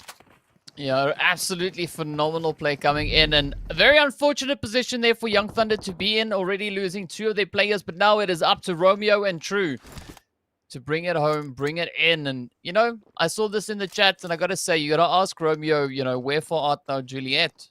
I was about to say that, yeah. It would have been such a good opportunity. Are they like shows where you have 4 characters? Like, I'm surprised you don't have a team that's called Teletubbies and you have all the characters from Teletubbies, and then the coach is like the what was it called? The guy, the sun dude. Yeah, the thing. I don't know even what it's called anymore. The thing. You know what I'm talking about? Yeah. That would be cool, actually. If a team makes it to PMGC like that too, I could also rest in peace. But we'll have to see. The 21st Century are now going to get pushed upon. They're going to have a team right near them. It's going to be G3 Temper off the back of that last game, taking himself a fantastic win with a huge amount of kills, double-digit kill count coming their way. We'll see if they can try and replicate that amount of success this time around. But 21st Century clearly have no intention of taking this fight as Mad Max nades himself in the kill feed. Ooh. Not great I to mean, see. maybe Putting that's... a Manfilas, yeah. Yeah, we've dubbed it now. It is called a Manfilas when something like that happens. But yeah, I mean, it's going to be an interesting position to come in here. We got the players from INF hanging around in the vicinity, as well as the players they're coming in from Tropa. So yeah, G3 as well as 21st Century, they need to be so careful in this position. I feel like Manfilas is going to send me a cease and desist at some point. He's like, I had enough of this guy. What is he doing? Freaking Brits, man, I swear. Okay, but now still moving in. Second phase about to close off. I don't think this fight is really going to go anywhere. Even if they do get a nade knock, I don't think it's going to be going the full distance. I'm surprised, actually. We've got two players. I believe we've got Jassa and Gray just going to be setting himself onto the more hill side of this compound down south. Interesting position. That means that if they do have a player knocked down below, it will take a lot of time for the backup to join on the fight and get rid of G3 Temper. So they just got to keep that in mind that if a knock does come on through, they will have their forces stretched a little bit thinly. They just got to make sure that they do not forget about that kind of thing. But yeah, this has been a very slow game, but we expected it because of the drop locations, right, DK, to be the case. Yeah. And really, teams are definitely leaning in the very, very passive early start. Yeah, I'm curious to see though, what they're going to be bringing. I like this rotation coming in though from G3. We did see them move up in towards Paradise. Now Lag has taken their slot over in towards Paradise, and the zone still being inclusive of that. So I'm curious to see just what's going to come through. But meanwhile, of course, the shots finding their way through. Flacco not backing down out of that one. 6 God just cooking up the nade, looking to send it over in towards Jassa. But will it be the one? Oh, doesn't reach all the way through. Oh, that looked really good. That was a really good power ball he just threw there. But unfortunately, will not go the entire distance and will explode a little bit before impact. Ultimate on the southern side, still in the cast. Very spread, though. Blaze and Aiden are going to be relatively far forward as Blaze does get picked up. The blue zone goes right on top of Paradise Resort, a little bit further down south. There's a lot of compounds to play from, and if you are rotating late, there's still a chance for you if you are south or even up north for both Souls and also Young Thunder. So I'm not really too scared. I don't think this is the phase where we're going to have the tipping point where all the teams start to get decimated one by one. I think we still have a little bit of respite to deal with, but maybe not as long as. Flacco gets instantly headshot. Ace does get that kill confirmed potentially very soon. The G3 Temper now just going to be cornered up. 2 players currently in this building. Nice nade damage. 6 got trying to pre-fire inside the building. Does give himself that kill confirmed onto a player on the other side. They're trying to pre-fire and control this entire section as fast as they can, but unfortunately are getting absolutely overwhelmed. As 21st Century going to go in, give themselves 2 kills. They still have 2 more to go.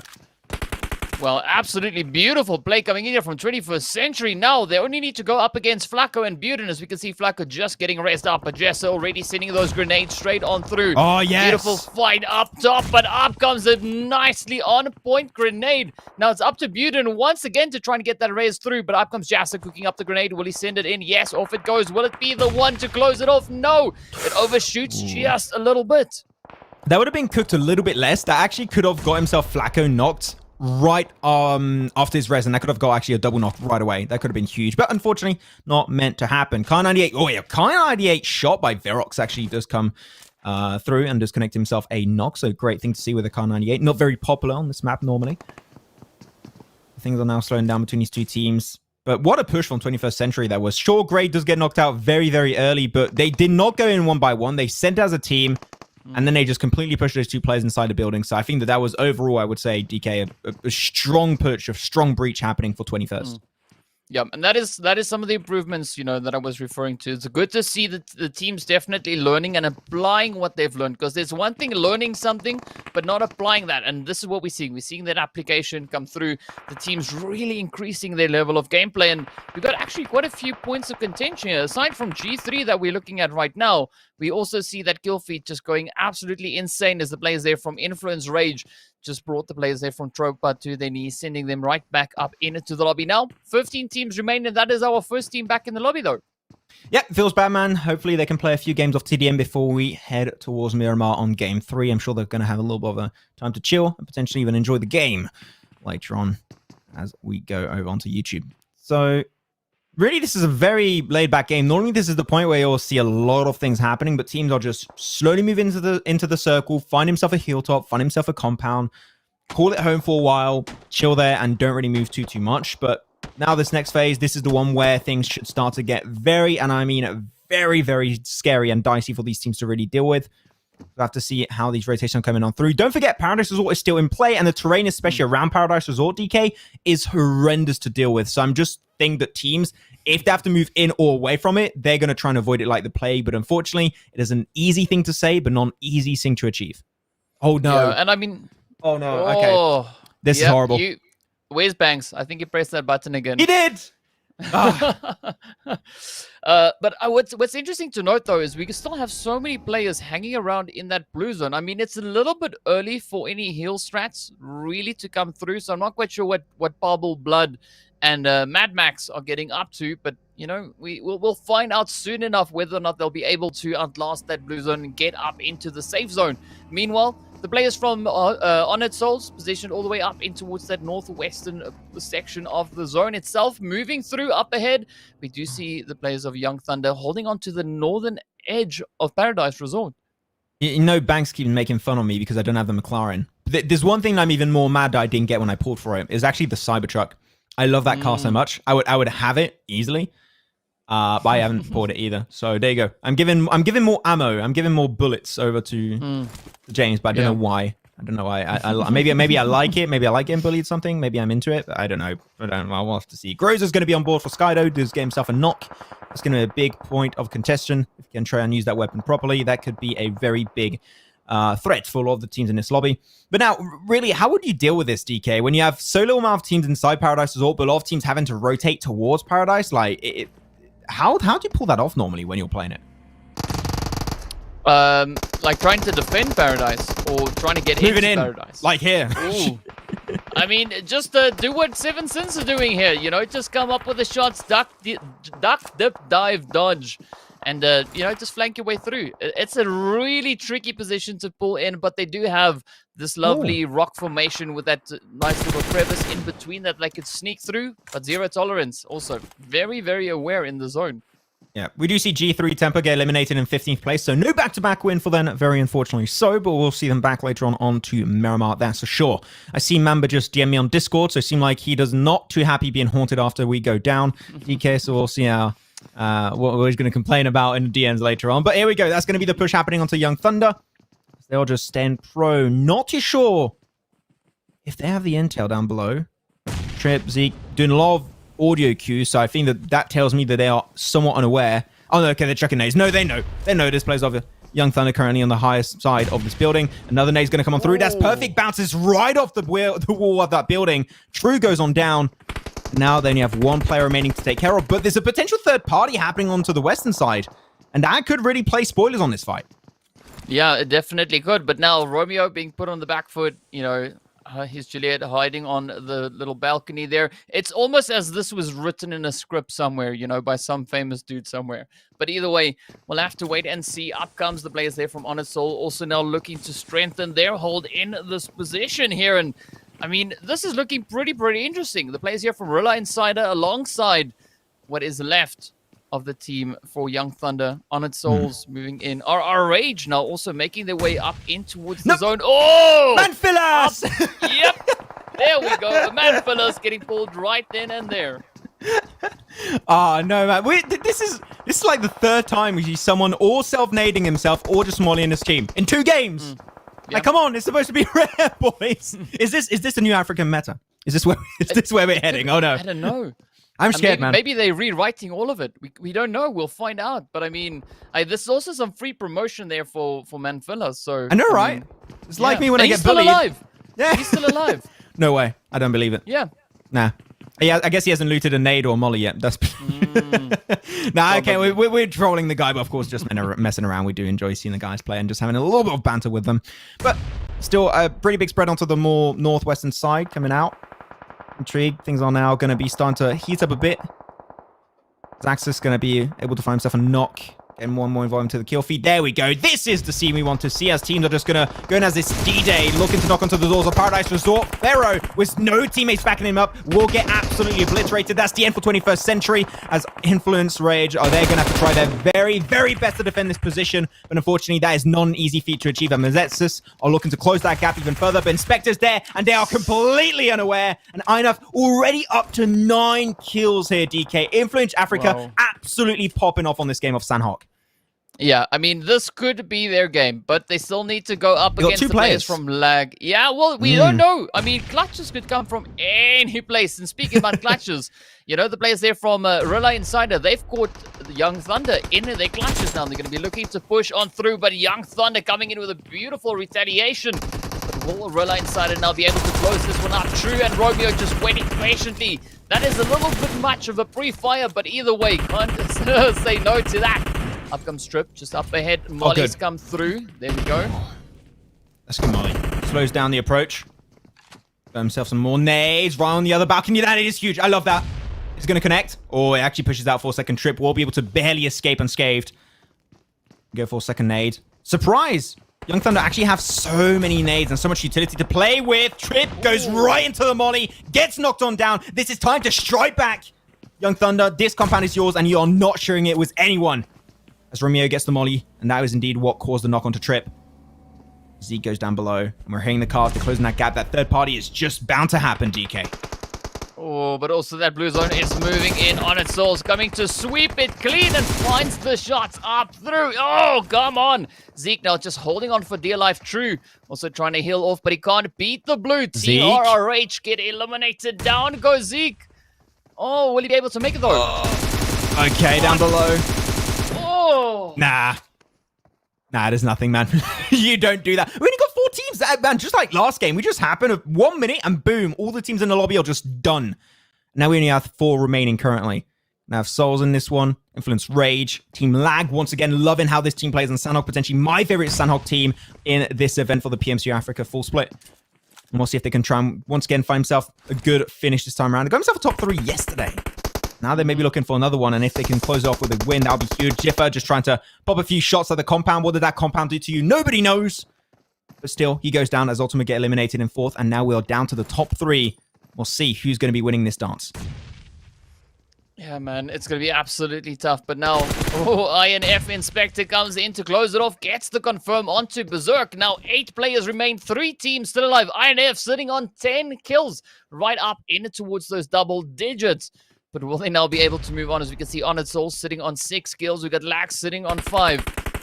Still have quite a few players trying to find their way on in. That zone being so difficult. But it sits all the way in favor of Zodiac. Down he goes. So there's no one left to troll that zone. Zero. Beautiful position. Just lying in wait. Looking to see if anyone's going to dare venture up into his line of sight. Honored Souls Africa got himself 2 players.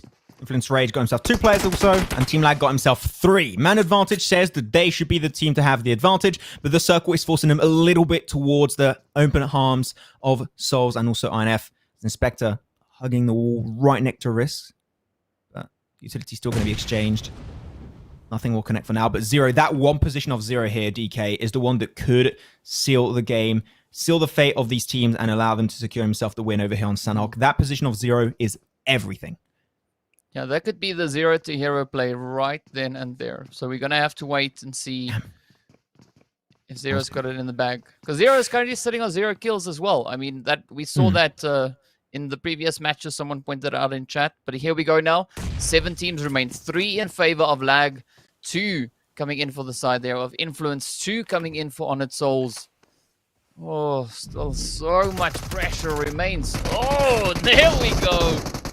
There you go, jumping out. INS still got himself 2 players. Hansley will bite the dice first, and now they're going to jump on over. Fantasy, jump off the balcony. Doesn't even have to, man, as they are just so damn good at the game. And that's going to be Team Lag finally securing himself a win over here onto Sanhok. That's another top 3, and this time around, it will actually result in the win coming their way. Huge game from Team Lag, with one easily, I would say, DK, of the hardest rotations to do in a hard finish like this on Sanhok. It finishes right inside, not on the outskirts of Paradise Resort, but inside Paradise Resort, getting in there as a 3-man crew and winning the final fight. Team Lag are just miles ahead when it comes to this map, in my mind at least. Yeah. And I mean, the final play came in from Zero. He was the one to Yeah. put the nail in the coffin. I mean, he got his 1 kill, but also it was that 0 to hero play. So well done to like absolutely phenomenal finish. And gotta say though, the players there from INF as well as Honored Souls, they also brought a pretty strong game all the way into that final position. And it was so tough to play in and around Paradise Resort, especially for those final few zones. The one thing I love too is that we're talking about how Zero was doing so good on his position we mentioned. We also got to give a lot of props over to Leader in my eyes. He put himself right on the side of the buildings, right behind that wall, and he was making sure that nobody could actually jump out of the balcony. And if they do, instantly going to get shot their heads off instantly. So it was great to see. But we're going to have to look at the match rankings right now after this game to see how many points were secured by Influence Rage Africa as they secure himself 24. But Team Lag lacking a little bit in kills, but the rotation and macro was still on point. Really, these are two teams that are just showing up so well, and I'm really happy to see them pull it off so well.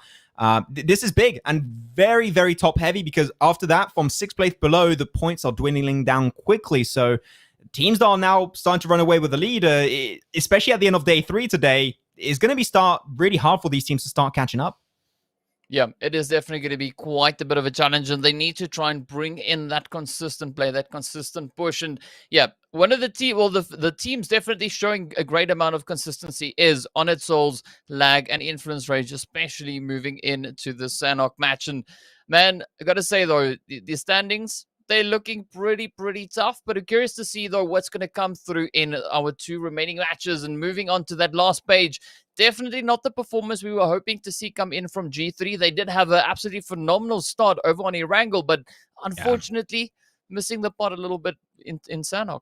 Yeah, they did start the day in 22nd. That last win they got himself was huge. I think it was a 27, 28 pointer, so that's still fantastic for them. Got to try and remain a little bit more consistent, but off the back of that first game, you just need to be top 16, which is not the hardest task at hand. You can still make it happen with just a few good games. So I think we will very clearly potentially see G3 Temper make it into the finals at the end of this PMCO, but still we need to see a little bit more because you're not just fighting for the finals here, you are fighting for your spot in the EMEA Championship at the very end of this season. So we'll hope to see them continue and improve themselves onto that end. But man, that was just a finish that was so hard to execute. And I gotta say, I'm impressed because this is so hard to play. Very easily one of the circle shifts that I hate to see the most. And teams just dealt with it really well. And they didn't get too overzealous. They didn't rush things. They were very methodical in their approach. And when I see teams like that, I have hope to see the African region evolve even more in the future. Yeah, I mean, it's showing some absolutely phenomenal potential there. And, you know, we got to be moving on to the next map to see what will happen over on towards Miramar. So far, we've seen already quite a bit of a change come in. No one particular team really getting a back-to-back winner chicken dinner. So, Max, do you think we're going to get that in the next one? Oh man, that's a big one. You know what? I'm gonna lean into it, even though I'm potentially gonna curse them. I'm gonna say Team Lag are gonna get himself the back-to-back win. It's very clear right now that I'm biased in some way, shape, or form. Yes, I do like Team Lag. I think they got some really good gameplay, potentially the best right now in terms of macro. So we'll see if that's gonna be resulting in a win. But with that said, that's it for myself. For now, at least, I'm gonna head on over to a little bit of a longer break as I'm gonna get replaced by James Banks in a quick second. So we'll be back right after this break for Game 3.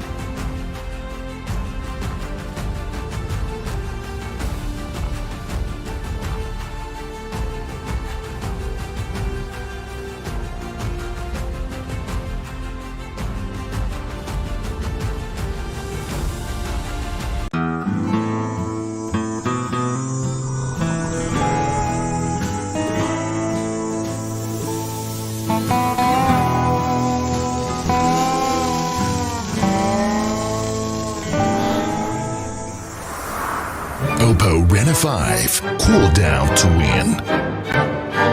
Oppo Reno 5, PUBG Mobile MENA Esports official designated smartphone.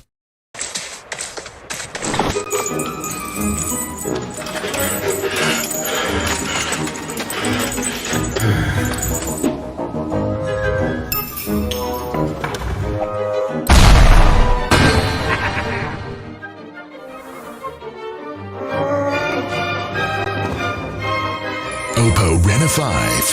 Hold it to win. Oppo Reno 5, PUBG Mobile MENA Esports official designated smartphone.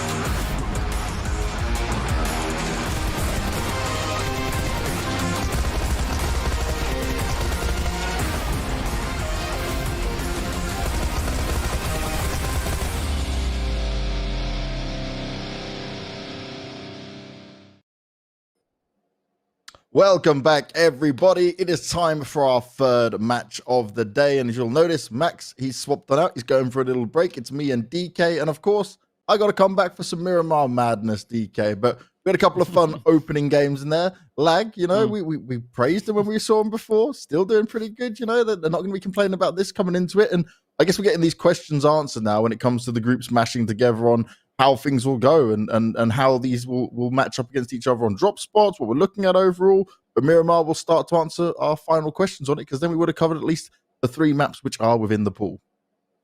Yeah, it's definitely going to be quite exciting to see what Miramar will have in store. And so far, some really strong performances. We did see a beautiful comeback coming in there from the players of G3 in that first initial match, having a little bit of a tough time moving into the Sanhok map. But that, of course, was where we saw that absolutely phenomenal performance coming in from the players of Lag as well as Influence Raid. So, I mean, the next one is still going to be up for the taking.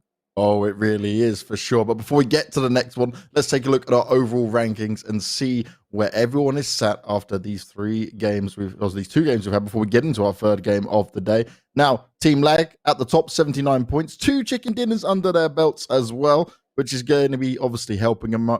Our Rage up there as well with 70 at the same time. Games Unite Nation still, though, only 10 points away from first place, considering they haven't played 2 games. You know, that's not bad when you look at the overall numbers you'd have to come into play. Let's be honest. Yeah, some really strong foundational work that they did in the first day. And I mean, KHK also sitting pretty strong there on 67 alongside the players from Blackjack Esports. But a pretty strong performance, though, coming in from the players there of Young Thunder, holding up in towards that top 6 with no winner chicken dinner on board just yet. But also Rilla Insider as well as Influence Rage right there up alongside them. So it's good to see, you know, the teams coming in from today already starting to advance up that leaderboard. And looking at the second page, it is still pretty scattered. You know, we got the teams that are still to play, as well as a beautiful mix of the teams having played so far today. And this is where they start to get an understanding, right, of how many points the average of these teams are getting, how it will pan out going forward, what they need to do to deliver their points that get them up into the top spots and fight it out in there. You know, I am going to be very excited for tomorrow's games. We get to see that Team Somalia play in there as well. It was very impressive what they did. We come down onto this part of it. This is where, okay, look, you look at maybe Honored Souls Africa, Mazexis, IQ, Ultima. Not bad, but it's also something where you need to worry a little bit in the fact that you've had 2 of these extra games in there, and there's still a fair amount of teams above you overall in it. But would you say, like, because for example, when we were watching Ultima, I actually liked the play we were showing from. So maybe in terms of the points I've had so far, it doesn't really pan out to the level this team can show. Yeah, I definitely think they have a great bit of potential. They just didn't have, you know, things working out in their favor just yet. But of course, they still have 2 remaining games to go here to try and prove themselves coming into Miramar, going right back up in towards Erangel. Definitely looking to see whether or not Ultima will be able to do a bit of a bounce back and show us more of, you know, that spice that they brought. Exactly that. Then we come on to the final 8 teams we have here to round it all out. And for Tropa, Maribonda, they are down at the moment, still 2 games over other teams, but only racking up 14 points. They need to try and achieve as much success as possible going into these last 2 games. There's 1 Miramar, 1 Erangel coming our way. But I love Miramar. I've spoke about it from start to finish. It's my favorite going into this DK. Are you excited for a bit more Miramar madness? And have you got maybe a team you're going to keep an eye on throughout this lobby? Ooh, I mean, this is definitely that opportunity for G3 to come back. You know, G3, they've shown quite a bit of strength in the past, especially on a map like Miramar. So this could be the game in which we see them come back again for yet another winner chicken dinner. They've already, after their first match, they were able to move up into 10th. After the second one, they got sent down into 13th. So maybe they'll find their rhythm coming into Miramar. Let's see if they do, because once again, we are born to win. Welcome to the exciting match brought to you by Oppo. Get your gamer mode on with the much-loved Renault 5 series. You can see the phone on your screens as we start to fly in, and you might want to grab that phone and put it in your hands if you want to rock the world of PUBG Mobile, because that's what it's all about. You get those wins, put the best performance in your hands to make sure you deliver the skills you want to deliver across your games. Certainly, for me and Max, you know, we'd have to try a little bit harder. We maybe need to get the upgrades in and deliver. I think, DK, you'd probably be the one carrying us too. Yeah, because I got that route. You know, the route just works out so phenomenally, especially with regards to ranking. I've never tried that out in competitive. I don't know if the route will work, but I mean, I could maybe teach it to someone and, you know, they could give it a bash. We don't know. Definitely not for PMCO, though. No, yeah, we might need to level up a bit first. Could you imagine the caster team going for PMCO and then we can't cast anymore because we actually need to play? Imagine that. I mean, that would be mind-blowing. I think it would also be quite a bit of an achievement, hey? Yeah, I don't think any other casters would have. Yeah, man, because I so many times I look at how these players, how these teams and the guys are just going at it. And time again, I am so relieved that I'm sitting watching instead of playing, because if it was me, like, no contest whatsoever. No contest for sure. Now, the circle, okay, it's not a crazy circle. A little bit further up towards the north. It will force any of the teams that do decide to go down south to maybe obviously change things up. We did have some teams that were going off to Los Higos, looking towards Valdemar in the past. Maybe when they look at this, they'll just decide, you know what, we'll drop elsewhere. We maybe don't want to go for a big rotation. But this will force some fights earlier on here. So it'll be interesting to see how teams try to deal with it all. Yeah, especially over in towards El Paso here, we've got the players from Team IQ as well as the players coming in there from Ultima. So I'm curious to see, though, what they're going to bring. Will we see IQ look to get a little bit aggressive, looking to apply a bit of pressure onto the players there from Ultima? Because now it is still a pretty much back and forth situation. We haven't seen, you know, too much come from them just yet. The players here from Ultima Force, rather. So I mean, we're waiting to see patiently what they're going to bring so far, looking at that leaderboard as well. We do see the players from Ultima Force. They have had a good amount of consistency, definitely doing better than the players just from straight up Ultima. But, you know, will they be able to continue with that momentum? Will they be able to push? And on the opposite end there, we've got Panda, we've got Capcan. You know, as you guys pointed out yesterday, this is you know, the name. What do you call it? It's not the doppelganger, but let's call it that, the doppelganger of Jason. Oh, yeah. I guess his Africa twin or his. Okay, that actually, yeah. to be fair, it would be unfair to say twin because Jason's old like we are, so this player's probably young. Little brother, that we can maybe go down that side of it. Poor Jason's going to watch this back and never hire any of us again. It's not often we see someone we know's name shown in game. You know, it's like, I think it's an honor to have someone bring your name into the competitive scene, you know? It's all showing love. Now, Young Thunder, we saw them. They're in the top 8 at the moment. Off memory, I believe they're in the 6th position. Maybe a little bit lower. We'll have to check on my mind to look at it all through. But for Team Young Thunder, I liked what we saw from them on Sanhok. They're showing that they can deliver in a big way so far. They're up there on the top. If they can have another good game here on Miramar, I'll be looking at the consistency being solid for these guys. Lag, obviously, we mentioned it. They're up there with 2 chicken dinners for the moment.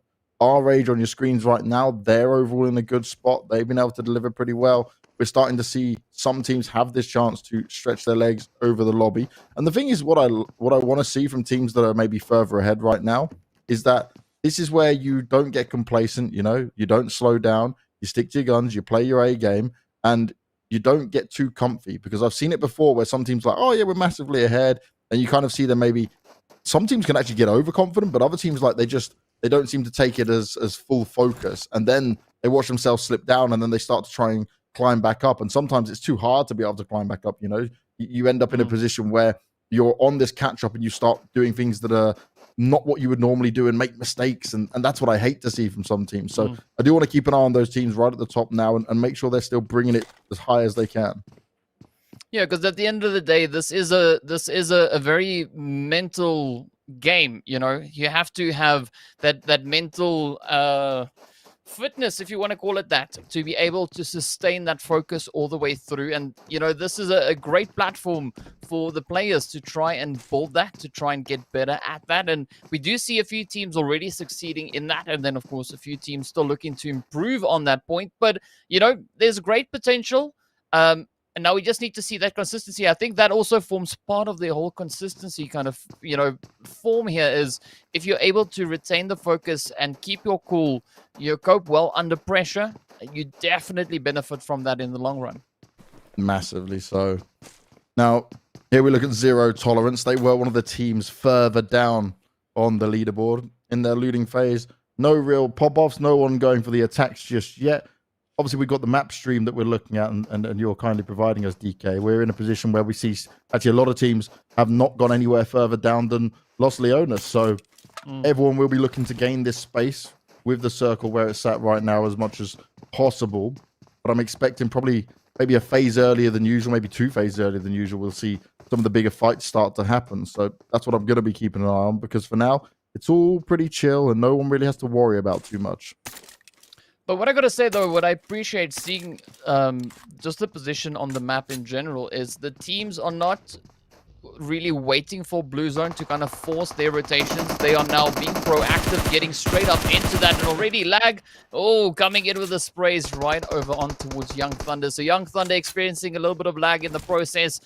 But now, will Lag look to get aggressive, close this one out? Because True, he is right there. He has that ability to continue on with the momentum, looking to set up that anchor point further up in towards the zone itself. And it seems like that is pretty much the case. So Young Thunder not too phased by losing a player just yet, but now they need to try and anticipate a potential rotation from Lag. And having a player gone down early on there for him is less than ideal. Actually, already 3 teams losing 1 player. Maybe some of them didn't join into the lobby is a factor that obviously comes into it. But it's all about when you get to a stage like that, you lose a player very early on. We're only 7 minutes in. You're on the back foot, and you definitely have to change up the style of play you want to throw out there, right? And that's never ideal. It's never what you want to be doing. Yeah, so we've only lost 1 player so far. That is Executive. With the players there from RH, they only came in with 3, so they're still on the same squad that they came in with, as well as the players there for Tropa, also still only coming in with 3 players. So it's definitely going to be interesting to see how they're going to try and potentially adapt their strategy in this game, being 1 player down right out of the gate. A very similar kind of thing happening there to Young Thunder. So I'm curious to see whether or not those strategies or those plans will still be able to be executed as they progress further on through. And right up ahead of the players here from Tropa, we do see INF just making their way through the compound. And this could be potentially a nice, sneaky approach coming in from the side of Tropa. Though the sad thing for Tropa is they will be outnumbered in the fight, so they need to get the drop on them, you know. Maybe the element of surprise is something that can work out for him. But INF is a deadly team on its own. Now, Sully's been spotted. Hiding out behind the rock. Borgex looking out for it. Wants going for the shots. Nicely done. Some good damage. But instantly, Sully can jump away. And in a situation like that, what I would love to see is the call to come in from them. And both players maybe take the shots at the same time. Because this is what happens now. INF have an idea of the positions. They come back into it. They take the shots. Already they found 1 knock. And they're going to be looking for more. Hansley looking to do some big damage in there, and this is where TMB have to be very careful. They do not want to take one of those shots out towards them, and they definitely don't want INF pushing up on them. Yeah, but also an important part here is to not take the engagement from the same spot consistently, because it opens up, it makes it so easy then for INF to just time that shot, send it through. And I mean, that's what Ainsley was hoping for, to see that P come up at exactly the same spot, hence the pre-fire. But now a good call coming in there from the players of TMB, choosing to disengage, looking to reposition a little bit further up. But now they got to be careful, because up ahead, we do see the players there from Honored Souls and G3 already moving into that water treatment region. So I'm curious to see what's going to happen. As you've pointed out, this whole region in which we see the zone currently situated is making for very, very interesting play. Yeah, it's definitely going to force a lot of teams to change up how they might usually want to play, how they want to rotate into it. Obviously, we've already seen that many of the teams didn't opt to go down towards the south. So they will just have to work their way in. But still, it hasn't got crazy just yet. We're only just going over the 10-minute mark. As Clutcher 19 is sat there, looking forward, scouting ahead. Quite the distance if he doesn't want to take any fights, but maybe he's just scouting for the information and passing it over to his team. He will just, for now, at least be looking at zero tolerance, decide to get their rotation started and get moving elsewhere.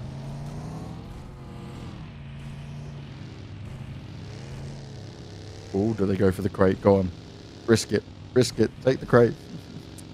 What do you do in those situations, DK? Are you a man that tries to go for the crate, or do you just feel like it's a trap and you know you're going to get shot at because someone's just looking, waiting for you to do it? I mean, not having heard any shots go off just yet, or having any shots come in their direction, I would possibly maybe risk it, and that is exactly what Skydo is doing now, going straight for the drop crate there, looking to see if they can get the job done. And what's actually interesting to see, something that we have a nice bit of access to. I believe this is I don't know if this is just in general. Let me just double check it. But either way, we can actually see how many drops these players have gone for in the past few games. And yeah, this is the second drop that Zero Tolerance has gone for now. But they want to try and have the improved gear to fight with. I don't blame them. It's a massive benefit. But again, what we can always talk about is the risk versus reward with it all. Yeah.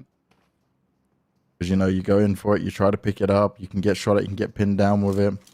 Especially in the early parts of the game where there's so many players and teams alive. And this is now where we start to see a few mini battles take place. Teams going up against each other. Mazexis, a team that certainly would like to be seeing themselves further up the overall rankings. Can they start to find some success here early on Miramar? Ultima, we mentioned them, right? I like how they play. I like what we've been seeing from them. But they now need to take it a step further and get some higher placements in there. Yeah, because they also need to try and catch up with the players from Ultima Force. Because, I mean, Ultima Force currently sitting in 9th. Ultima themselves sitting all the way in 20th. Well, we did see G3 managing to get themselves out of that 20 slot. You know, moving up into the single digits, or pretty close to the single digit position. And now it is only one game away for them. That potential definitely is there. And the zone continuing to move up once again. A good spot coming in there from Young Thunder. We do see the players there from LAC just holding on in towards that far southern edge. But I got to say, the north is going to be quite interesting once these teams start getting those rotations in. Yeah, I would even, if you're some of the teams in the north, and if you've seen how many teams are up there, like if you've had a good scout, you might even just want to go for a real long rotation, you know? Tank a bit of the blue damage at this point and just say, I'll go down and try to get in from the east or the west. Because if you're just in a cluster of all firing down, then it may not end well for you. It's a pretty tough call to make. Yeah, massively. And I was just going to say, it's going to be how many teams can get there fast enough, right? If you're not one of the front runners, then you're in a bad spot.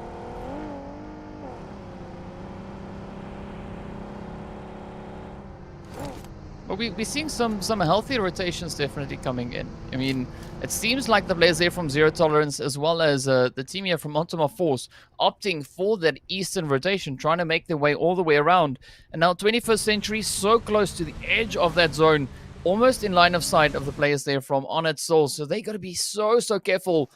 So definitely those wider rotations could be quite favorable, especially for the players of Ultima and Zero Tolerance. Whereas 21st Century, it could be quite risky. But now, looking in towards a more centralized position in the zone, we do see the players there from Azexes up alongside Influence Rage. And I mean, Vindex, Sully, and Ainsley, the rest of the team, they're all just looking so comfortable, just waiting to see who's going to dare venture up towards their compound. And they're ready to defend it. That's the main thing. Inspector slightly further away. Having a look around towards his direction. Still can provide some good cover fire. May spot things the other players can't on his team. But INF keeping it very relaxed for now. What they don't want to have happen, though, is that teams both attack on like a three-pronged attack, you know, from all different sides when they're trying to lock this down. Because they may get overwhelmed in that way. They're going to have to pick and choose their fights in a very smart way. You can see all the teams just looking forward, watching and seeing what might happen. Watching the rotations go by them and how they might want to try and deal with this. But as they hear the shot, it's like, can I go for this? Oh, where is he? Can't quite see him. And everyone's still playing smart and defensive. I mean, I'm waiting for that snowball effect to kind of happen. I think once the engagements start, it's going to be an absolutely brutal roll. And just looking at the sheer position and the amount of teams we have in such close proximity, that is going to be absolutely inevitable, as we have the players here from Honored Souls looking to hold on to the northern angle here. Right behind them, you have the players there from the Zexus rolling on through. Zero Tolerance making their way on up as well. And oh man, it is going to be a pretty heated play here. I mean, even with the zone, once again, moving up in favor of Zero Tolerance. Sorry, not Zero Tolerance, Lag, as well as Young Thunder. The north is going to be on fire. Now, when we say the north's on fire, the southern part for Lag, right? You mentioned it on the previous change where we saw the new circle drop down. Oh, they're just there in a good spot down the south. If they can just keep this going, they can control the south without too many issues for them and have so much success down here because they can watch all the other teams come out towards them. Oh no. Oh no. Vehicle gets planted up against the tree. They jump on out. Shots come out towards them. Luckily, none of them getting knocked there, but certainly a risk. There's going to be a lot of open terrain in this, you know. Not many compounds for teams to sit in. All the compounds that are already there have been taken up by teams. Some teams still very close on it all. Oh, I love this. I love this. Art of Killing. They've done what I was just speaking about. They've gone for a longer rotation. So they were up in the north, clustered with everyone else. They're going all the way down south. They might either enter from the very south or just from the eastern side. Yeah, I mean, now to add pressure to that, the blue zone is starting to close on up. So it is, and it's not the early phase blue zone. This is the fourth phase. Once we hit that fifth zone, it is going to be absolutely brutal. And speaking about brutal, the players here from Zero Tolerance having several casualties on towards them. And now it is up to Forex to try and make this one work. And I'm not quite sure if he'll be able to cope with the blue. 21st Century, a little bit closer to the edge of the zone, as we can see Ace and Gray already trying to secure that anchor point. But up comes this beautiful valley. And this is sometimes the Valley of Doom. Oh, no. Oh, there it goes. 21st Century. They wanted to escape. They went from one team shooting at them to another, and they will all be blown to smithereens. Not what they would have wanted, but that is exactly why you don't stack that many people in one vehicle. Hopefully that's a lesson learned right then and there. Yes. In a big way. Now, we're back with Trope. We've still got their 3 players left alive in it. I believe they didn't spawn in with their 4th player into the lobby. But they found themselves 1 kill. That's 1 extra point at least of it. They're still semi-active in it, but they seem to be backing away from this particular fight. And it is also still going up against INF in here. So they've stuck close to each other despite the rotations coming on through.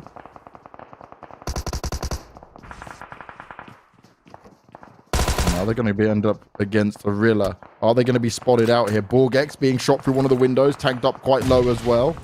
There's just no room. It's like wherever you go, someone could be looking at you. This is where it becomes really mad because you feel like you've got to drop on a team. You can look somewhere else, but then you may have not been able to see that another team was hiding in the wings, being on top of one of the mountains there, and able to just shoot down on you. Zero Tolerance do find themselves as the next team to fall in it. Only 14 teams remaining, but there's been a lot of casualties already. Yeah, I think MZR rather is going to be the next team to fall, as we can see that blue zone, Bubba Blue just coming, swooping in, and it is now up to Turpus to try and hold on. But Coco, pretty low on health, looking to bring in up that defensive play. Yep, down they go. And now we only have 13 teams remaining to try and fight it out, but the spread in this zone is looking absolutely insane though. And this is where Lag's going to have to fight a bit more now. They were quite comfy in the south, no teams around them. Luckily, we saw on the map there, Berserk's further forward. But the rest of the team can join back up with him and maybe keep some of the teams that come in from the eastern side at bay. There's not a lot to play with now. All these rotations are going to become difficult. Molly down. Going to do some extra damage. Phantom has managed to avoid it for now, but Hawkson, he knows exactly where he is and can just go in for this if he does choose to. His teammates are there to back him up as well. Doesn't have to put himself in too much of a precarious position, but he does find himself getting knocked down. Phantom X doesn't want to go to try and fight this just yet. Going to go and get in the bug in. He's going to run away. He's going to try, but he's going to be finished off. I don't know why you would try to run at that point. That's now 7 kills here from Azexis, but that runaway was a little bit of a chance. He maybe had a second in there, but, you know, they were right on his toes. They wanted to finish him off. Yeah, that is a really difficult call to make. But now, oh, here we go. Lag trying to apply the pressure on towards Ultima. Will they be able to get it done? Beautiful grenade getting sent in. But fortunately for Ultima, they are able to evade that push coming in. Now, Fantasy and Leader still going to be trying to send it in. Steph sending up a grenade of his own, not quite finding the reach. We do have Zero.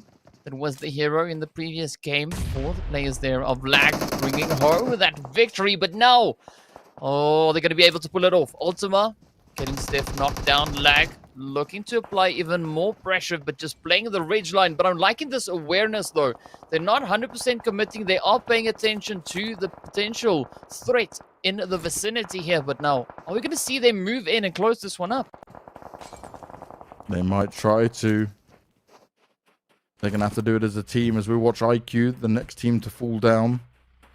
And look how quickly this went from 14 to 9. Blink, you would have missed it. Ultima throwing out the grenades, throwing out the Molotovs, wanting to keep everyone at bay. Trope and Maribonda, they've been the next ones to fall. And Lag are just looking for some cover at the same time here as Leader has been tagged up a bit. Aiden looking to try and get a spray down done. It's Leader he'll be able to find the knock onto. They may only have 1 kill, but they can certainly be willing to fight. Aiden? You're being shot at from the side, bro! I don't know what he was trying to do there, but I don't know. He was getting shot from all different sides. He's going to find himself knocked down. A refrag's coming straight back in. Ultima. They tried to push out for this. The blue obviously was on their back, but I would have preferred if the team went with Aiden as he tried to do it, because he just became a poor solo target of like, oh, this is easy for us. And then the rest of them went, and it was just a little bit too late. Yeah, I don't know. It's a bit of a strange play coming in there, but meanwhile, the players here from Azexis just positioning themselves within the zone, looking to bring in a little bit of that dominance. And I mean, we see the players here from Honored Souls as well as Young Thunder caught on that western front. And I'm curious to see if they're going to try and attempt a rotation. There we go. Yes, Superior taking that initiative, rotating straight on through. But again, they got to be so careful. Right up ahead, we do have the players there from our Rage, and the shots finding their way on in. Our Rage now looking to defend their little slice of the zone. 6 Slay also just holding on. Very low on health. But Akina and Pala could potentially maybe clutch this. Meanwhile, the players there from Lag off in the distance. Oh, not looking too fantastic. Beautiful hit. Zero taking a little bit of damage. Oh, just barely making it in some hard cover. I feel like Lag are getting so many players that are like knocked or put low, and they're still just rolling forward. They're still trying to make it work. 2 players they've currently got on the floor now that need to be picked up if it's possible, but there's not much time. There's not much space for them to work with as the blue is closing in thick and fast. Actually, the players here from G3 looking pretty decent in the zone, trying to pick up a few more points as we do see the players here from Honored Souls up ahead. It is up to Dark Ghost now to try and quickly bring that res in. Up comes Speeden, cooking up the molly, looking to send it in, but of course, down they go. Beautiful sneaky shots finding their way in. And now True still looking to apply a bit of pressure, making his stand up in towards that western side. To see the players now falling to their doom as well. 5 teams remain, 11 players still alive. G3 looking pretty golden, 4 players still up. But now, will they be able to bring it in? 8 kills on board. So much open space. The moment you move, more shots coming out towards you. Only 5 of our teams remaining in here. G3 8 kills already. 4 players still alive. They're fighting as well. True trying to sneak up on him here for Young Thunder, but, well, they've got a good idea of where he sits, trying to hide behind the tree, but it doesn't fully cover you like that. There's going to be nades coming out towards him as well anytime soon, but they still managed to finish him off before that. And G3, well, they're looking real strong right now. It's Mezexis and G3 Temper coming through solid. Our Rage are next to fall down, and, well, Rilla have 1 player up. 3 for Mezexis and 4 for G3 Temper. G3 Temper also have a really good position to fight from here. And look how much of the circle they've got controlled at the moment. Oh no, for Mezexis. Stuck behind that car is not where you want to be right now. Yeah, definitely a tough spot to be in, but they are going to be looking to find a bit of an opening, even if they have to try and create one themselves. But this is where G3 could just capitalize on this position. They do have quite a bit of control of that zone already, and Flacco and Six God now starting to push up. J-Roller, he's just chilling there, waiting to see what is going to happen. Not expecting really to see it. Oh, wow. Oh, come on. There we go. Flacco just on fire, finding that spray in, and now it's up to J-Roller to stand up against the side of the full squad from G3 moving in. Oh, no man. hope. I like it, though, from J-Roller, because he ends up with getting a 2nd place in there while his team only had 3 kills. That's huge, right? You outlasted a team that had 3 alive because they were the ones that were focused on, and you gain a few more placement points, which are going to be vital for you going forward. Yeah, I mean, absolutely crazy play coming in there from J-Roller, managing to hold on to those final zones. But you got to give it, though. G3 stepping up once again, bringing in their 2nd winner chicken dinner for the day. Yeah, that is one thing they can be very proud of here. It's going to help them jump up massively on the overall rankings as well. We're going to take a look at these match rankings and go through it all for you guys so you can see how it all panned out. 29-point game for G3 Temper. Mezexis walking away with 20. Rilla stealing that 2nd place but not getting so many kills. Solo player getting it done, 15 points in there. Our Rage, again, still up there, the same as Young Thunder. There's a lot of names now that are becoming familiar for us, making it into this top 8 over and over again. The consistency is paying off here. Yeah, and the consistency will definitely pay off to try and secure a position in that top 16. And I mean, some really strong players coming in throughout the day so far. G3, again, bringing in a beautiful, consistent finish, finishing strong also in 16 kills on board. I mean, the only team that we see that's pretty close to that, of course, is the side there of Mezexis, that they were able to bring in 10 kills for their side. Definitely, that is quite reflective as we look onto that 2nd page. Oh, yeah, look at this afterwards. 2 2s and 1s, 1s, 1s all the way through, and then the 0 at the very end. It is not so pretty if you weren't making it into the top 8. There wasn't much opportunity because the rest of the lobby was being cleaned up by everyone else in there. I would say, though, like Miramar, that was a very hard circle. We mentioned it just because it was quite far up in the north. It was forcing a bit more of different fights open on. The very open ending as well that they had to deal with is never that nice, but it just proves who are the teams that can adapt quickly and react to it all and those that are not. But EK, it's time for us to kick it to a break. It's time for us to bring on to our final game of the day. We're moving to Erangel next to see how these teams will do and see where everyone will finish. So go get yourself a drink, go get yourself a snack, but make sure you're back here in just about 7 minutes.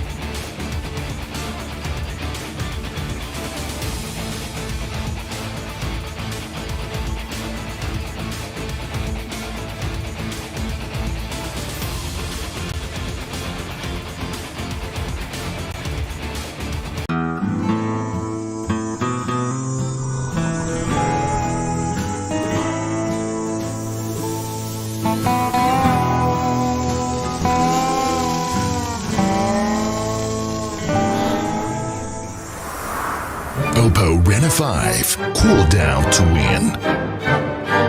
Oppo Reno 5, PUBG Mobile MENA Esports official designated smartphone.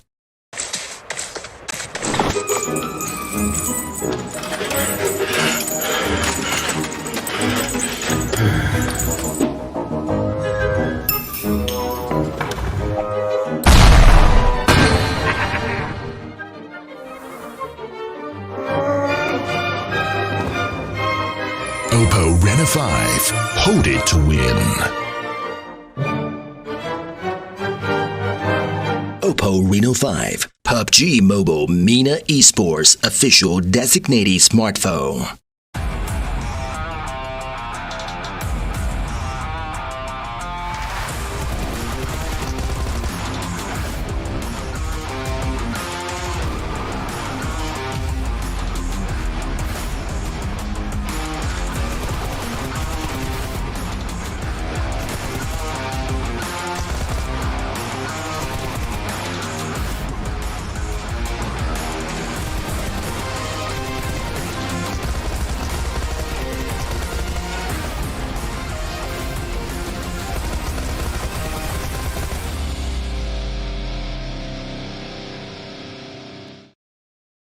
Just like that, we are back, and Max is taking the seat once again. As you know, we're rotating around. I wasn't here for the first couple of games. It was DK and Max all the way. Now I'm here for a couple of games, and Max is swapped in. You know, one day we're going to find a way to do a tri-cast, Max. That's what we need to bring to the table next, mate.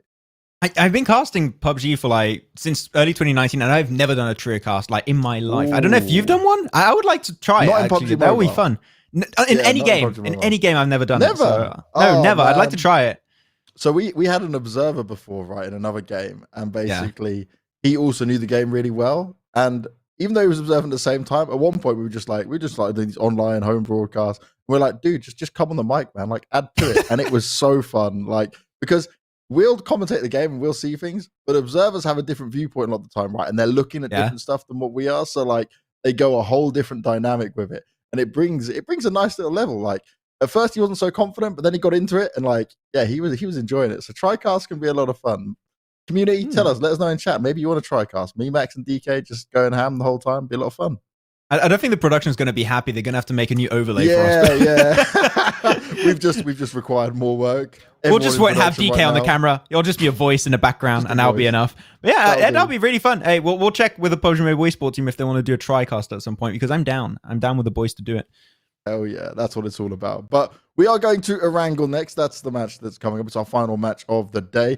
And well, we've just seen now a team get 2 chicken dinners on the same day, Max. It's impressive. That's what you want to see, right? But this, though, is where I start to look at some of the other teams, though. We were talking about it in the break, that are really far down and not getting so many points. When you have a game like that Miramar, where half the lobby is not getting more than 2 points, you go, okay, this match has just got to be ignored because you're now further behind, more of a catch-up needing to be done. So many of those points are just ripped away from you. But just to give an example, we're talking about catch-up being very important, because now for a lot of these teams, they've played 2/3 of their games. They only got 4 more games remaining after this one. So if you're behind, if you're, for example, in the likes of Triple Marin Bondo, that's currently struggling, 21st Century, and you're behind and you're playing the last game here, you might still be stressed up. But when you look at also G3 Temper, you got to think at the start of the day, they were 22nd. They only had 16 points. Now with all the points they got, they're currently standing with a grand total of 73. 80 points are out of 2 games here, James. So just 2 good performances, and boom, you're back in the top 16, because that's all you have to do. Top 16, and you're in the finals.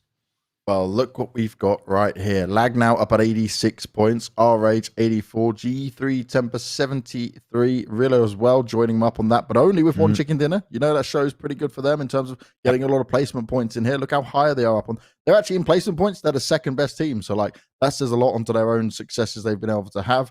Then, obviously, we've got plenty of teams in here that haven't played that many games. Games Unite, KHK, Blackjack, they'll be playing tomorrow. They'll be able to jump back up where possible. But for Gamers Unite Nations and KHK, they're so close to a lot of these teams, they're probably looking at this and going, tomorrow's going to be easy. We're going back right to the top. I would say it's even better and easier when you're playing last in a set of games between different groups, because you know what you got to aim for. You know what type of play style you got to go towards. If you know, okay, we got to catch up maybe, 30, 40 points, and you are looking at the games, how teams play. Okay, we understand it in terms of positioning points. We might not win on that end, so we got to try and rack as many kills as possible. So you're going to adapt a lot more compared to other teams. They basically set the pace, and I don't know if their points are going to be enough. So I think that if you're Gun, if you're KHK, if you're Blackjack Esports, they're in a more comfortable situation because they know exactly what they have to do hitting tomorrow and trying to prepare for the last few days. So I think they could be setting themselves up really nicely tomorrow to be in that top 3. That is what it's certainly all about. Now we come further down in here, and Dragoons, they're still holding on to it. Team Somalia as well, despite obviously the lack of games being played. More than impressive to look at that. Now this is where you look at the other teams have got one match to go, and if they can get a big win in here, like Mazexis, having some games where I see them play really well. Like that game they just played, okay, the ending was not ideal for them. Maybe they should have walked away with the second place, but you can't really be focused in on that. But it's like they come close, but it's still so far away from them. Then you come down to this side, mate, and you see like IQ and Ultima. And this isn't even the last page, and you start to think, oh boys, this is real tough now. Yeah, we really need to see the likes of 21st Century, Zero Tolerance Skills, Ultima, Team IQ get themselves some great games. And I'm genuinely surprised we're seeing Team IQ at such a low position at the very end almost of their second day of play here for this PMCO. They started off so strong. They're a team that at the very start, we had 2 teams that impressed me. Team Lag, which is doing amazing. They're just running away with the league currently at the top of the standings. And Team IQ, I love their macro. I love their spread in the early game on that Stolberg early game play that I think they rotated around perfectly well. And now they just seem very inconsistent up and down. And because of that, now they're only standing on 35 points. Luckily enough here, James, they're not far from top 16. So the dream is still alive, but it goes to show that one bad day on their final day and their dream of the finals is just crushed instantly. Yeah, and the production of being nice and not showing the final 8 teams on that lobby because they're like, you know what, it won't be that mean to them, right now. just leave them there. Like, it's not the end of the world for it. But one thing I do want to touch on, though, right, is obviously this is the second split for the Africa region, Max. And obviously we had the pleasure of covering the first one. It's great also having DK and the fact that obviously he comes from the region. He definitely provides a lot of insight for us on everything else that's going on. But I really want to put a point out to everyone from the community that's watching now is that your community is obviously super strong. The fact that we only have 11 teams out of the 32 we had last time returning, which just shows that like new teams are coming through. Maybe some of the players are obviously on different teams. Things have changed around for sure. But there's a level of development here, right, where this is the reason they have a PMCO. This is the reason where we can see them level up. Because the thing that annoyed me, remember, we covered the MEA championship together. The thing that annoyed me when we came to that last time was that a lot of people were like, oh, look, the Africa team's just doing really bad. It's like, because they've not had to play against this level of team. Like, this is a huge golden opportunity. They are learning in every game from this, right? And obviously, it's very stressful. There's a lot of eyes on them. It's a huge event as well. So it's like, anything that you can get done here, anything you can get in terms of experience is huge. And if you are the team that qualifies, like, you are representing a country that has a lot of potential going forward. I think especially the thing that hurts the African region the most in PUBG Mobile Esport is they feel a little bit more secluded from the rest of the world. They don't have their own PMPL. They don't have that high level of competition because right now, if you're first, you go straight to EMEA Championship. You don't have that extra month-long league where teams really build themselves and individuals build themselves. So I would like to see... exactly. You don't have that. Like, okay, PMCO, boom, straight into the EMEA Championship and you have a chance to go into PMGC. It's kind of like, okay, that's a big leap forward.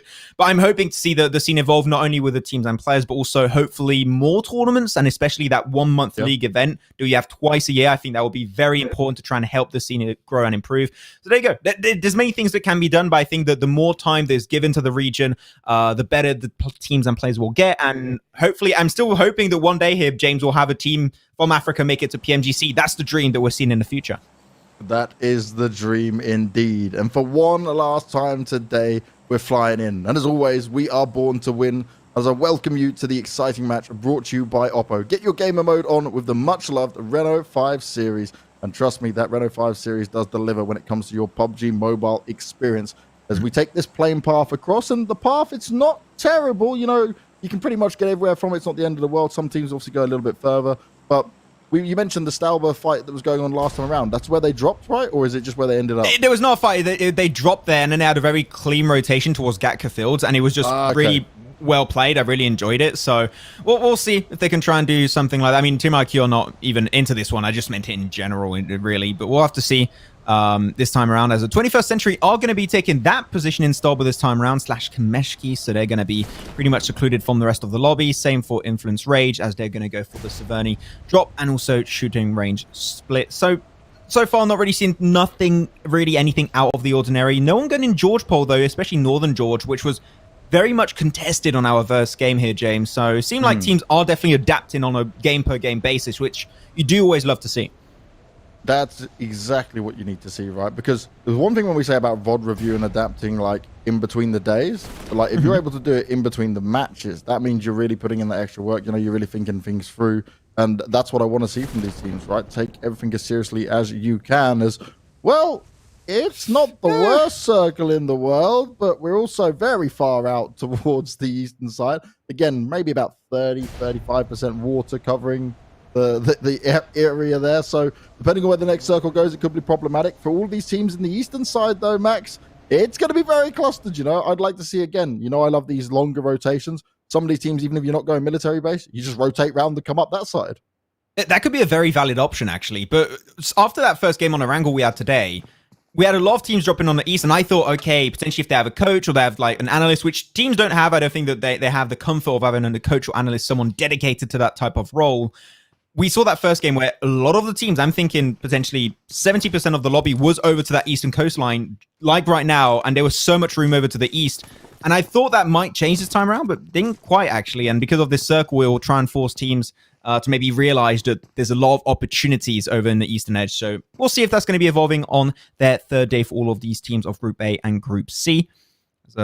Turbis got himself a great clutch on the very first day here, James, and we'll see if he can take himself a one-on-one versus Pab. Oh, dude. Yeah. That clutch was... If no one saw that from yesterday, go back and watch it. The final Erangel game, and... was it the first Erangel game? It was an Erangel game. That's all I can tell you. No, okay. It was definitely the first one, because remember, you then came in and out of it. So, yeah. Oh, first yeah, you're Erangel right. game yesterday. Turpis, 1v3... absolutely brilliant. The team just overextended and pushed up against him, and yeah, he dealt them some serious damage. But we can see potential of this fight between these teams now become problematic. Ultima having to get the run around a little bit of tagging up going on there as MZR. They're all playing the buddy system here, right? Sticking together as a unit, looking to flush this player out. I don't fancy Pavel's chance, especially considering his teams aren't directly close to him, but it depends on how he wants to play this out. I think it's good, especially if you go through these corridors, you're going to maybe show your back for a split second and go down. That's what Blaze tried to execute. Unfortunately, was not able to execute Order 66. We'll have to slow the pacing of this fight just a tad more. I like it, and you mentioned it, right? MZR really trying to stick together. I like that, but Blood is actually relatively far out over to the eastern edge. And he's just chilling, maybe waiting for an opportunity to arise. Okay, that's a DBS. And I love the DBS. This close quarter combat, the DBS is like perfect to play with. Myself and Kalais love this weapon, so hoping to actually get a frag or two. Is this where you hot drop, you try and grab the DBS, and you sit there and just wait for someone to walk into you, and you say, aha, game over, you got no hope. Oh, that's a beautiful nade, Blaze. Turpis didn't even have a chance to run. Yeah. Okay. Well, I think a race is going to come on through. I don't think you're going to be just... Oh, okay, that's another good nade. Okay, no, actually, you went a little bit too high. Yeah, too high. I was like, oh, that's not the same floor, but still a good idea. Try and suffocate them a little bit more. The thing is, you're looking at these teams, a lot of them haven't had a huge amount of time to loot, so look at this. For example, you're looking at Clutcher. He's got no helmet, just a tier 1 vest. That is horrendous in these kind of early game fights, and it just hurts both teams, really, but they're so on top of each other here, James, they just can't run out easily, otherwise you get backstabbed, so they just have to commit, unfortunately. No blood. He's heard Steph getting in the vehicle, running away, wants to see if he can try and put an end to it. I guess that's his position from there, right? To either look and see what he can spot from Ultima from a vantage point, or see if he can stop any of them running away, but he couldn't stop the first player getting out of there for now. Is Blood going on the hunt for it? No, he's coming back. Good, thank God. I was going to say, Blood, like, just go with your team now. Or Steph, though, spots out Blood, and they've got to swap positions, swap roles in this fight. A leapfrog position happening right now. I thought Blood would maybe go back into hospital because he knew, okay, one player just left, we could create a man advantage off the back of that. And that's at least what I was thinking, but it seemed like he has a different idea in mind.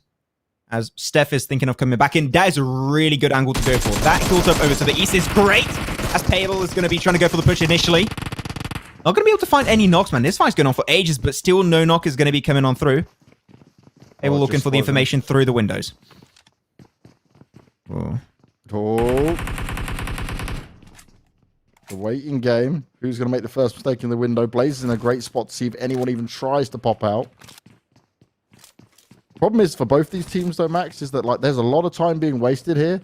Blue's coming in, and yes, it's only phase 1, but they have a long way to go, and also won't have much room within it. Oh, the DBS was out. Happel's done very well at surviving. He's been part of this like close range fight for the longest time. Yeah. I mean, the windows are relatively high, so you can just crouch behind them and be really safe. Not every building is like this. Hospital's a very specific type of structure where you can actually crouch behind those walls and be completely safe. Only thing that could really push you out is utility, but as you mentioned earlier, right, these teams have had had very small amount of time to loot up. So in terms of nades, I think they're pretty much dry. They dried out. They got nothing to play with. But Steph still has that angle. That means if you try and rotate away, Steph is going to play spoilers. You cannot move away. And I think the MZR realized that and got the information through Blood. They are pinned down. There's no escape for them. They have to commit. Oh, just this waiting game. Blood still on the outskirts, though, not willing to push up into it. And actually will find himself getting the first knock. That's the one secured. First aid kit's going to be popped. Steph still looking, hoping, might be able to pick someone off. Got the weaponry to do it as well. But is he going to be given the chance? Keep in mind that Team IQ also did get eliminated in this early game. So that's just one team already out of the picture. They can relax for the rest of the day. Oh, they're going to try and move out, actually. Oh, I can see MZR tried to chase it down. They crossed over that building so quickly, but it seemed like the snappy reaction time of MZR was actually great, allowing him to make it out of that position in the first place. Same for the other team of Ultima. So yeah, you know what? I thought that these two teams were both going to have to fight it out, but it seemed like the Blue Zone did change their mind, and they're all trying to unscape from this one as a 4-man crew, which is huge, except for Pablo. He's pinned down. There's no escape for you, my friend. Even though you're in hospital, there's no way you're going to get healed up, and that is going to be the end of his adventure on this 4th game. So it did benefit, obviously, MZR a little bit, you know, get one kill in there, not massive, but for both of them, they're on the back foot in terms of rotation and what they're going into next, and loot. And that's something that should be actually true on loot, right? Very good point there. So they're not going to be stacked up anywhere near as heavily. Oh, there's your car again, Max. And you didn't hear it actually earlier, I think, when I was talking about it was DK. There's actually a car that I wanted more than the McLaren. I wanted the Cybertruck more. Okay. I love the Cybertruck. I find it so original. And I saw it early on Sanhok, and I was really sad. But there you go. So they're just pulling out all the vehicles you want, you know? You just show me all the skins I don't have. The whole PMCO. Thank you. We should tell the teams that. Just post in the Discord. Be like, teams, can you please use the Cybertruck and the McLaren if you have it? So Max can see it all day long. I feel like the Pubg Mobile Esport team might just make it mandatory to have that skin. I'm down. And everyone's going to use it. I will sign that petition, man. I'll be the only one saying, no, please. Please. Yeah. I can't take it anymore. Hansley, though, trying to take it, but he's going to have to stop in that compound for now. 21st century. Clearly don't have a plan. They're just cruising all over the place, but they need a big point. They're currently one of the lowest teams that have played 7 games. They can't afford to have another bad performance. Otherwise, they're starting their 3rd and final day of the group stage with a big loss, and that is really going to hurt their mental strength also, I would say. So they need to get a strong finish if possible. And they're already down a player in this lobby as well, you know, like just all the things that is not what you want to be seeing when you are already dwindling on points. Now, the circle popped, by the way, Max, and obviously went over further towards the east. Still a lot of water in there, mate. Probably more water now. Probably like 40%, 45% water in there. So this is going to get mad. Like, there's no space. Teams going to be very close to each other, much earlier than they'd expect. You don't often see this when it comes to a phase 2. Mm-hmm. So the fights are going to be wild, and I think this is going to get very hard to predict, mate. It is going to be pretty tricky right now. I can definitely tell you. Also, the terrain is pretty flat. Got a few hills left and right, but at the end, it's not going to be the easiest kind of game for some of these teams that are rotating late, and especially that goes back to MZR. They're going to struggle a lot. Ultimate, they're going to struggle a lot because they're underlooted, and you might have to actually take the fight by the time you get towards that circle, because I'm pretty sure that a lot of those compounds have already been looted up, so they are definitely going to be unprepared for the fights to come. Influence Rage got a pretty strong compound. Same for 21st Century. Didn't have to move too much. But now, when you look at this circle, right, James, you are expecting the circle to move away from the water. That's how the algorithm typically goes. Later on in the game, the later you go, the less water should be in the circle. Yeah. And it should be starting to go towards the west. You can start predicting that and try and play around that a little bit more. Unless you press the button, which I'm hoping you don't do. Like, come on. I'm not pressing the button. I'm definitely Thank not you. pressing the button. If I press the button now, like, I really just hate everyone. That would be horrible. That would be so mean. Don't you? Oh, Well, that's news. You know, I like this lobby right now. Let's say that. And also Imperium exists. So I just realized can't lose your husband like that, man. Come on. Yes, my husband has to be looked after at all times. Unless he's being bad. Then he gets in trouble. You know, when he doesn't give me enough attention, when he's playing too much PUBG Mobile. Yeah. Then we got some real issues. Look at that Someone guy. called Max keeping up late at night, you know, and I'm like, come to bed. And he's like, no, I'm still playing another game. That is This how why he you is. get Hey, bullied, look, Max. he's You all now realise. fancy doing wildcard Europe, and he's like, he just left us. I'm like, he's changed. I know, That guy's changed. I know. Fame does that to some people, Max. We Yeah. stay grounded. Imperium gets this huge ego, massively inflated. Buys all these team shirts, you know. Then people send him stuff as well. He's like a glorified advertisement board. I have to live Man, with this guy. I'm actually wondering, do you think a team He's could gonna hate actually this. hit him up and just pay for like a few centimeters on his arm to get a tattoo of their team or like a Oh, sponsor? dude, do you know what he would? I'm sure he'll do it. The problem is, I'm pretty sure he'd do it as well. I know, Like, right? He's that guy. Everything's got a price. Yep. We need to talk to one of the teams. Maybe Unicorns are love, right? I think they used to be pretty big in league. Maybe they're still big in league now. Like, let's get them to do that. They'll definitely pay. All right, let's go. Button There you go. was not pressed. Everything is back to normal. We're back on land. It's still going to be strugglesome for a lot of these teams. The ones down from the south might be able to find a bit more room.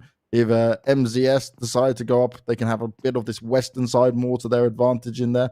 But this is still going to be very difficult for these teams. These last two games have not been forgiving for them. Yeah, they've been struggling a fair decent amount. So hopefully this is going to be the game to put them back on track.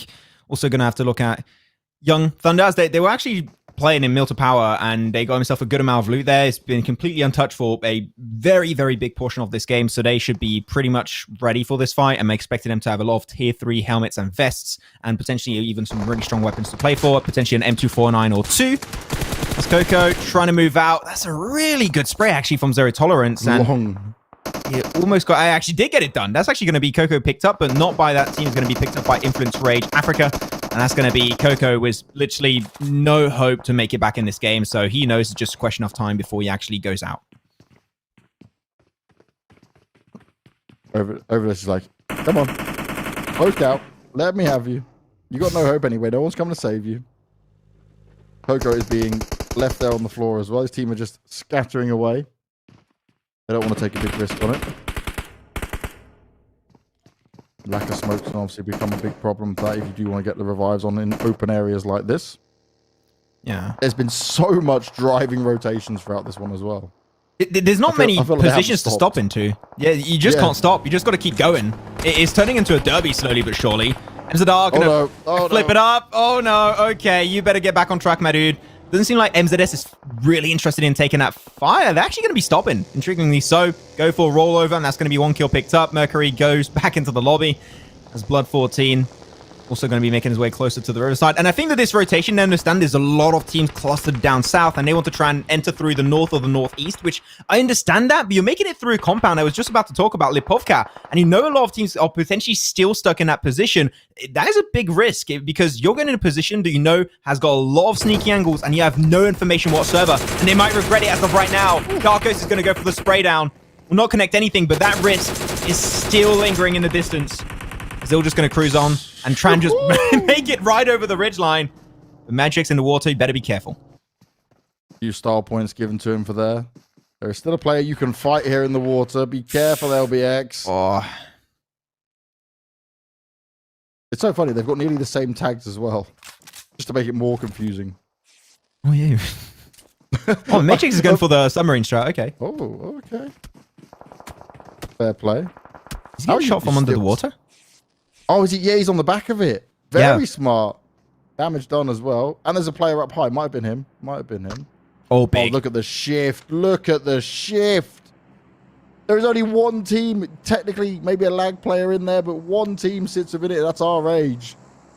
Ultimate going to be happy though. It's not too bad for them. Anyone that wants to just rotate down the south and come up to the west, you'll be living the dream right now. Maybe Art of Killing will go for that.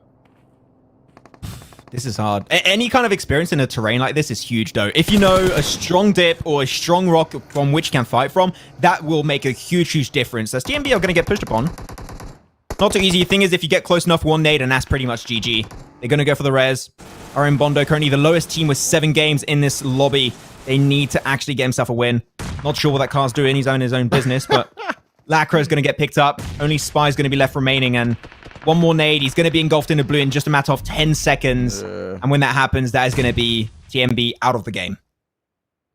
Oh, it's not been great for these guys. The stress is going to be very high. Plenty of nades just coming out through. Blue now going to be ticking away at him. On the Dark Ghost, he's just going to want to get himself out of there as well. Taking a few shots at the buggy. Good avoidance for now. But it's all about Honored Souls, Africa. But just move around and pick up his teammates and get the hell out of there. Is A-OK? Well, they ran into G3 and they seem to have been dealt with for now. Midfielder's on the floor already. The rest of G3 pushing on up. Smoke may be down, but he can easily be sprayed through that. And I think he has a hope in hell's chance of this one. Gunner just wants it. They hear the buggy. He wants to try escape. Plenty of shots coming out towards him. Buggy doesn't get blown up. He just about stands for it. He's got low health, but it's Flacco with the final tap to put an end to it all. An Art of Killing. They're out in 13th place. There you have it. But one thing that's very important here, James, is this current dip they're playing from. I mentioned it. If you know the terrain, you got some very strong positions that are maybe not very well known. That dip that they currently took over, G3 Temper, is huge. They need a circle, of course, to come their way. But as of right now, that is a strong position to play from. Looking onto another fight, though, Ultima were able to loot up a little bit more. It does seem like they got themselves some ammo, some relatively decent weapons to fight from. So that's great. It does seem like the extended rotation up north was rewarding for them as they take themselves fight after fight, pick himself up a few kills along the way. But I'm not expecting to have every single team make it out alive. We're going to see teams going down like right now. MZR get picked up. You have the high ground given over to leader from Team Lag, and he's just going to be picking up their 4th kill right now as Really Insider get eliminated. This is now the tipping point. Yeah, this is where all the carnage begins. All the teams start to fight, and it's all happening up in this northeastern side. Ultima found themselves a nice spot. No real problems at all for them. Art of Killing, they tried to go in fast, but ended up being put down, as we saw. G3 the ones to deal on that hand. TMB, by the way, still have 1 player alive, mate. He's still crawling on forward. Oh, is it Spy? I think, yeah, Spy's just zooming. Yeah, Spy's just like, okay, I found the way in. I found something that I can find some success with. He's turned the James Bond's music on. He's just getting into the vibe right now. Superior, naded up, potentially. That's the one. I haven't looked at the last one, actually. I should check it out. Normally, I always watch it with my dad. It hasn't come out yet, mate. They delayed it still. Is it? Oh, really? Oh, okay. I've been waiting. I'm a big James Bond fan. Actually, I'm thinking about it. You know, we got like an anime collab with Pubg Mobile with Jujutsu Kaisen. We need one with James Bond. That's like a no-brainer. That would be huge. Oh, yeah, that'd be so good. Especially the car. Oh, man. No. Another skin I won't get, but still, it would be pretty cool to have. And look at that. That dip from G3. It actually paid off. That's huge. This game, it might not be theirs, but in terms of kills, they can just shoot so easily from that position. I'm expecting double digits minimum for G3. Well, let's see if they can get it. Let's see if there's enough people for them to shoot at by the time it gets to it, though. Because look, it's still the north. Look at this map. It's wild. I don't want to really keep them to fight from here. Oh, Vindex gets put down real quick. Parla, nice job. It's out to the window to see some more players as well. Influence Rage Africa just chilling at the top, though. Everyone's there waiting. They are actually in the circle, so it's not the end of the world, but they are right on the edge. Yeah, they're going to have to move out of Mansion right now. Mansion, if you can avoid it, that might be the best. But also, the thing is, if you move around Mansion, Team Die inside Mansion, which currently is going to be RH, they're going to try and pick up every single kill while they still can. So it's a risk, and you need to make sure that if you go for that type of play, you must execute it properly. Souls going to get himself a really strong position currently in the circle, but there you go. Team Lag, they're going to pull the trigger. They're moving forward as they're going to be going straight for the building held on by RH. One player going to be knocked down. That's Fantasy. Jump out of the balcony. Akina, that's a huge potential play, but unfortunately gets shut down instantly. As now Lag, they made it inside the building. They are deep inside the enemy trenches as they're looking for the extra double. Zero, the nade does not quite connect. He's down to 50% HP as he goes in with the AKM on the silencer. One more kill remaining. That's all they need to clear out this building. Slay OP gets also taken on down as that's the end of RH, and Lag will make it out alive just by a thread. What a crash. Berserk was already gone. They just had 3 players. Okay, 2 get knocked. But you're now up at 7 kills. You crashed, took the space you needed. You're in the circle. There's no teams directly that close to you where you have to be super worried yet. They're going to recover from this. Yeah. Fantastic. As a 3-man, that's huge. This is a great compound as a 3-man. And I think they're also barely, they're actually barely in circles. So they can just stay there, wait to see where phase 6 goes, and off the back of that, make a play. And they also got so many cars down below, right? They can make a makeshift compound, car fort inside the circle, wherever they want, because you've got to keep in mind, this next circle will have no buildings to play from. It's all terrain, all trees, all rocks. Those cars are huge to play around if you can use them properly. Oh, but you said there's no compound that you can play from. Imagine if it just only like goes down back towards them or something. And there stays in it. We said don't touch the button, okay? Don't do it. It's not the time. How long have I got? I got a little bit of time. I might press it. Don't do it. Waited. Don't do it. No. I said don't do it. Imperium will be sad. Don't do it. Oh, that's even more reason to do it then.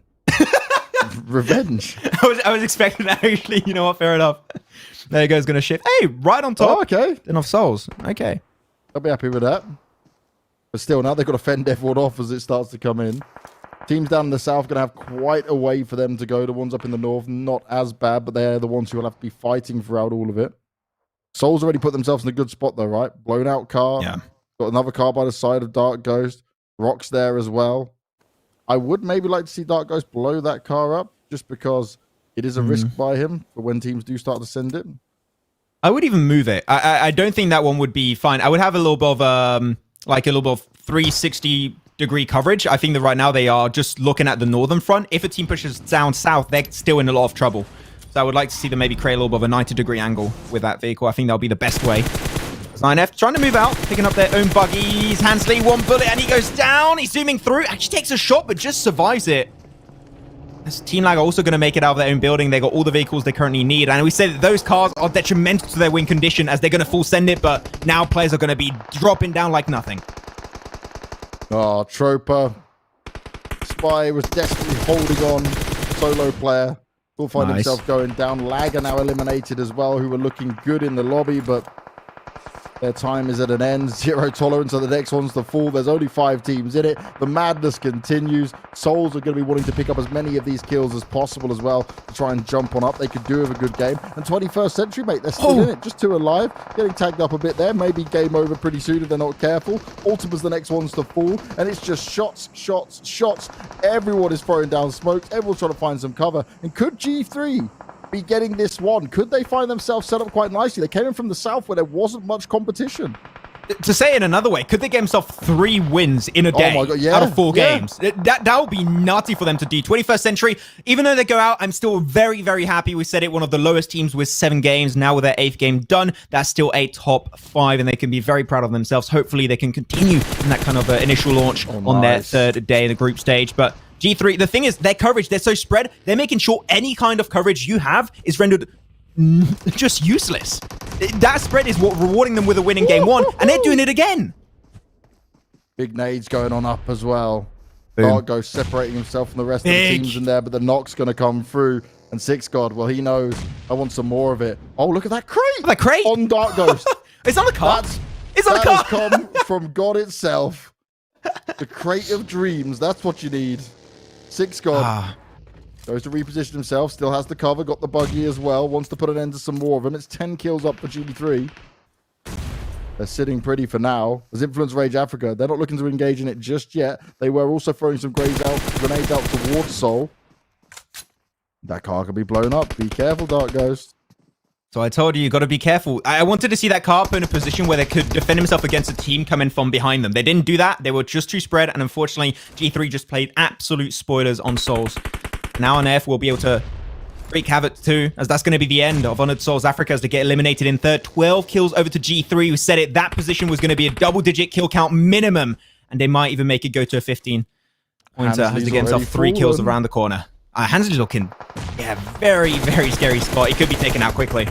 The spread was so good here from G3. Vindex is able to capitalize on it, though. As Uden wants to try and sneak round them all. But Flacco, Six God, they're looking to do some more big damage. Vindex been found. It's exactly what G3 wanted there. 30-point game coming on through. And that is huge for G3 as they claim their 3rd chicken dinner. And it's in 1 day, Max. Okay, I was starting off the day with GK saying, you know what, 22nd place, they need to have a good day. I was not expecting this good of a day to happen, but that's fantastic. You know, G3 took himself 3 games, G3, 3 games. Oh, that explains a lot, actually, man. They prepared beforehand for this one. No, impossible, not 4 in a day.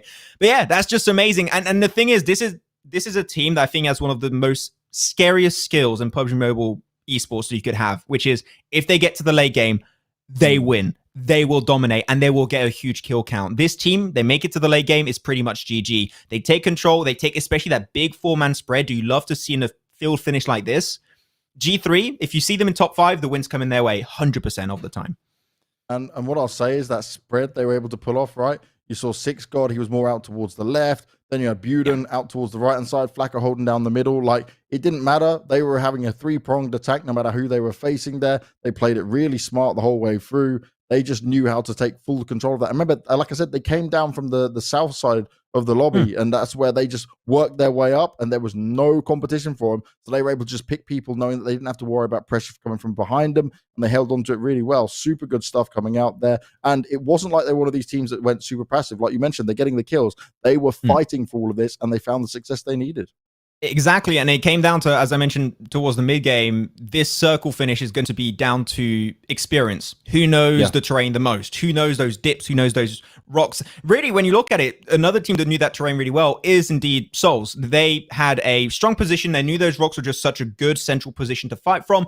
I still think that the car setup was a little bit all over the place, but at the end, terrain, information, and knowledge is the key to these kind of finishes. And G3 just proven that knowledge is indeed a huge strength in these kind of finishes. I'm excited, Max. Let's have a look at our overall rankings. Let's see what we're going to get. Are they first?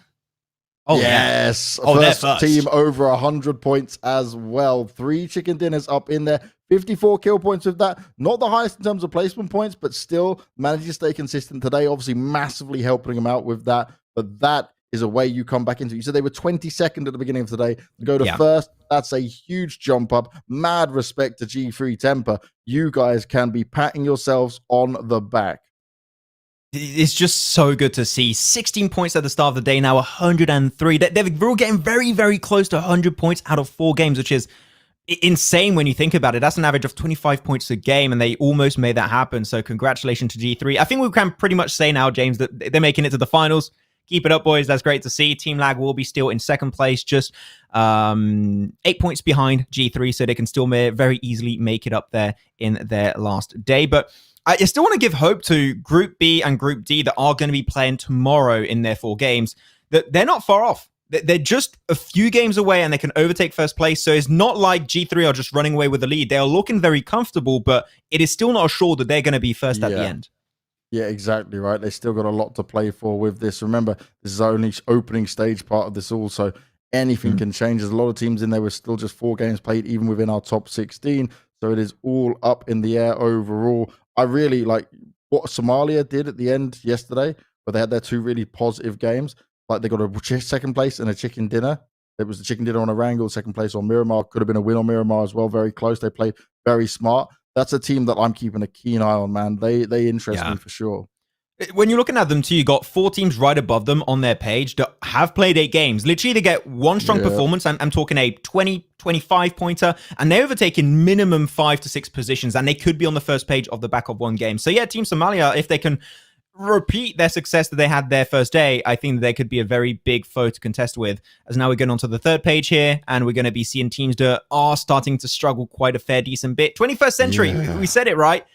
They were looking good on that last game. They got himself a top 5, 30 points total at the end of their second day. Still not quite enough to be in the top 16, but it keeps hope alive for their final day. Is if they do well on that final day, top 16 is definitely achievable for them. Yeah, all hope is not lost just yet. Though for Tropa, Maribondo, it's rough. Like, you're at 18 points right now, and the thing is, you qualified to be here in the first place, right? In a competitive region, you should definitely be happy with that. But it's like you're gonna have a lot of learning to do from this, and some teams do have to finish lower down on it. Maybe if they have one of the most incredible days coming into the final 4 games that they would be playing, then there could be a chance in there for them. But you got to be realistic as well. The thing is, if you pull a G3, and really any team can make it happen, right? Any team can, well, I mean, it's still relatively hard, but if you pull a G3, boom, you're in the finals. That's great. But the thing is, as we see the African region evolve in PUBG Mobile Esport, it's still a very inexperienced region, right?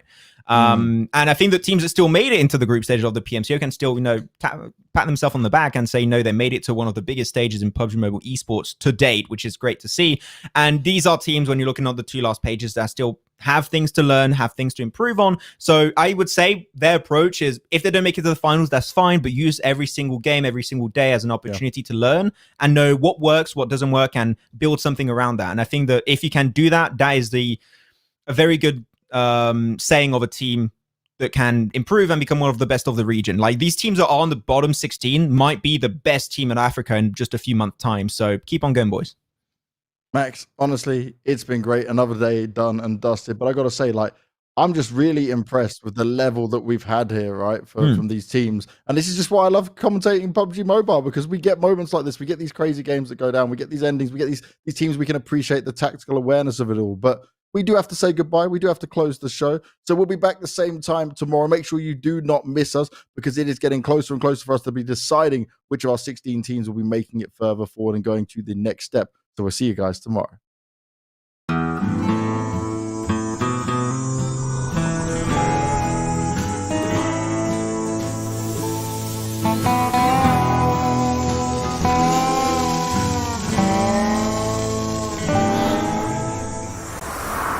Oppo Rena 5. Cool down to win.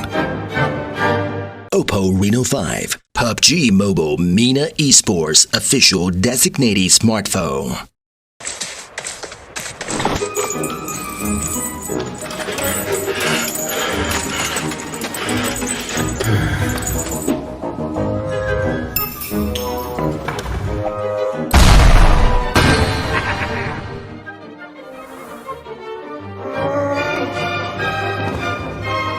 Oppo Rena 5. Hold it to win.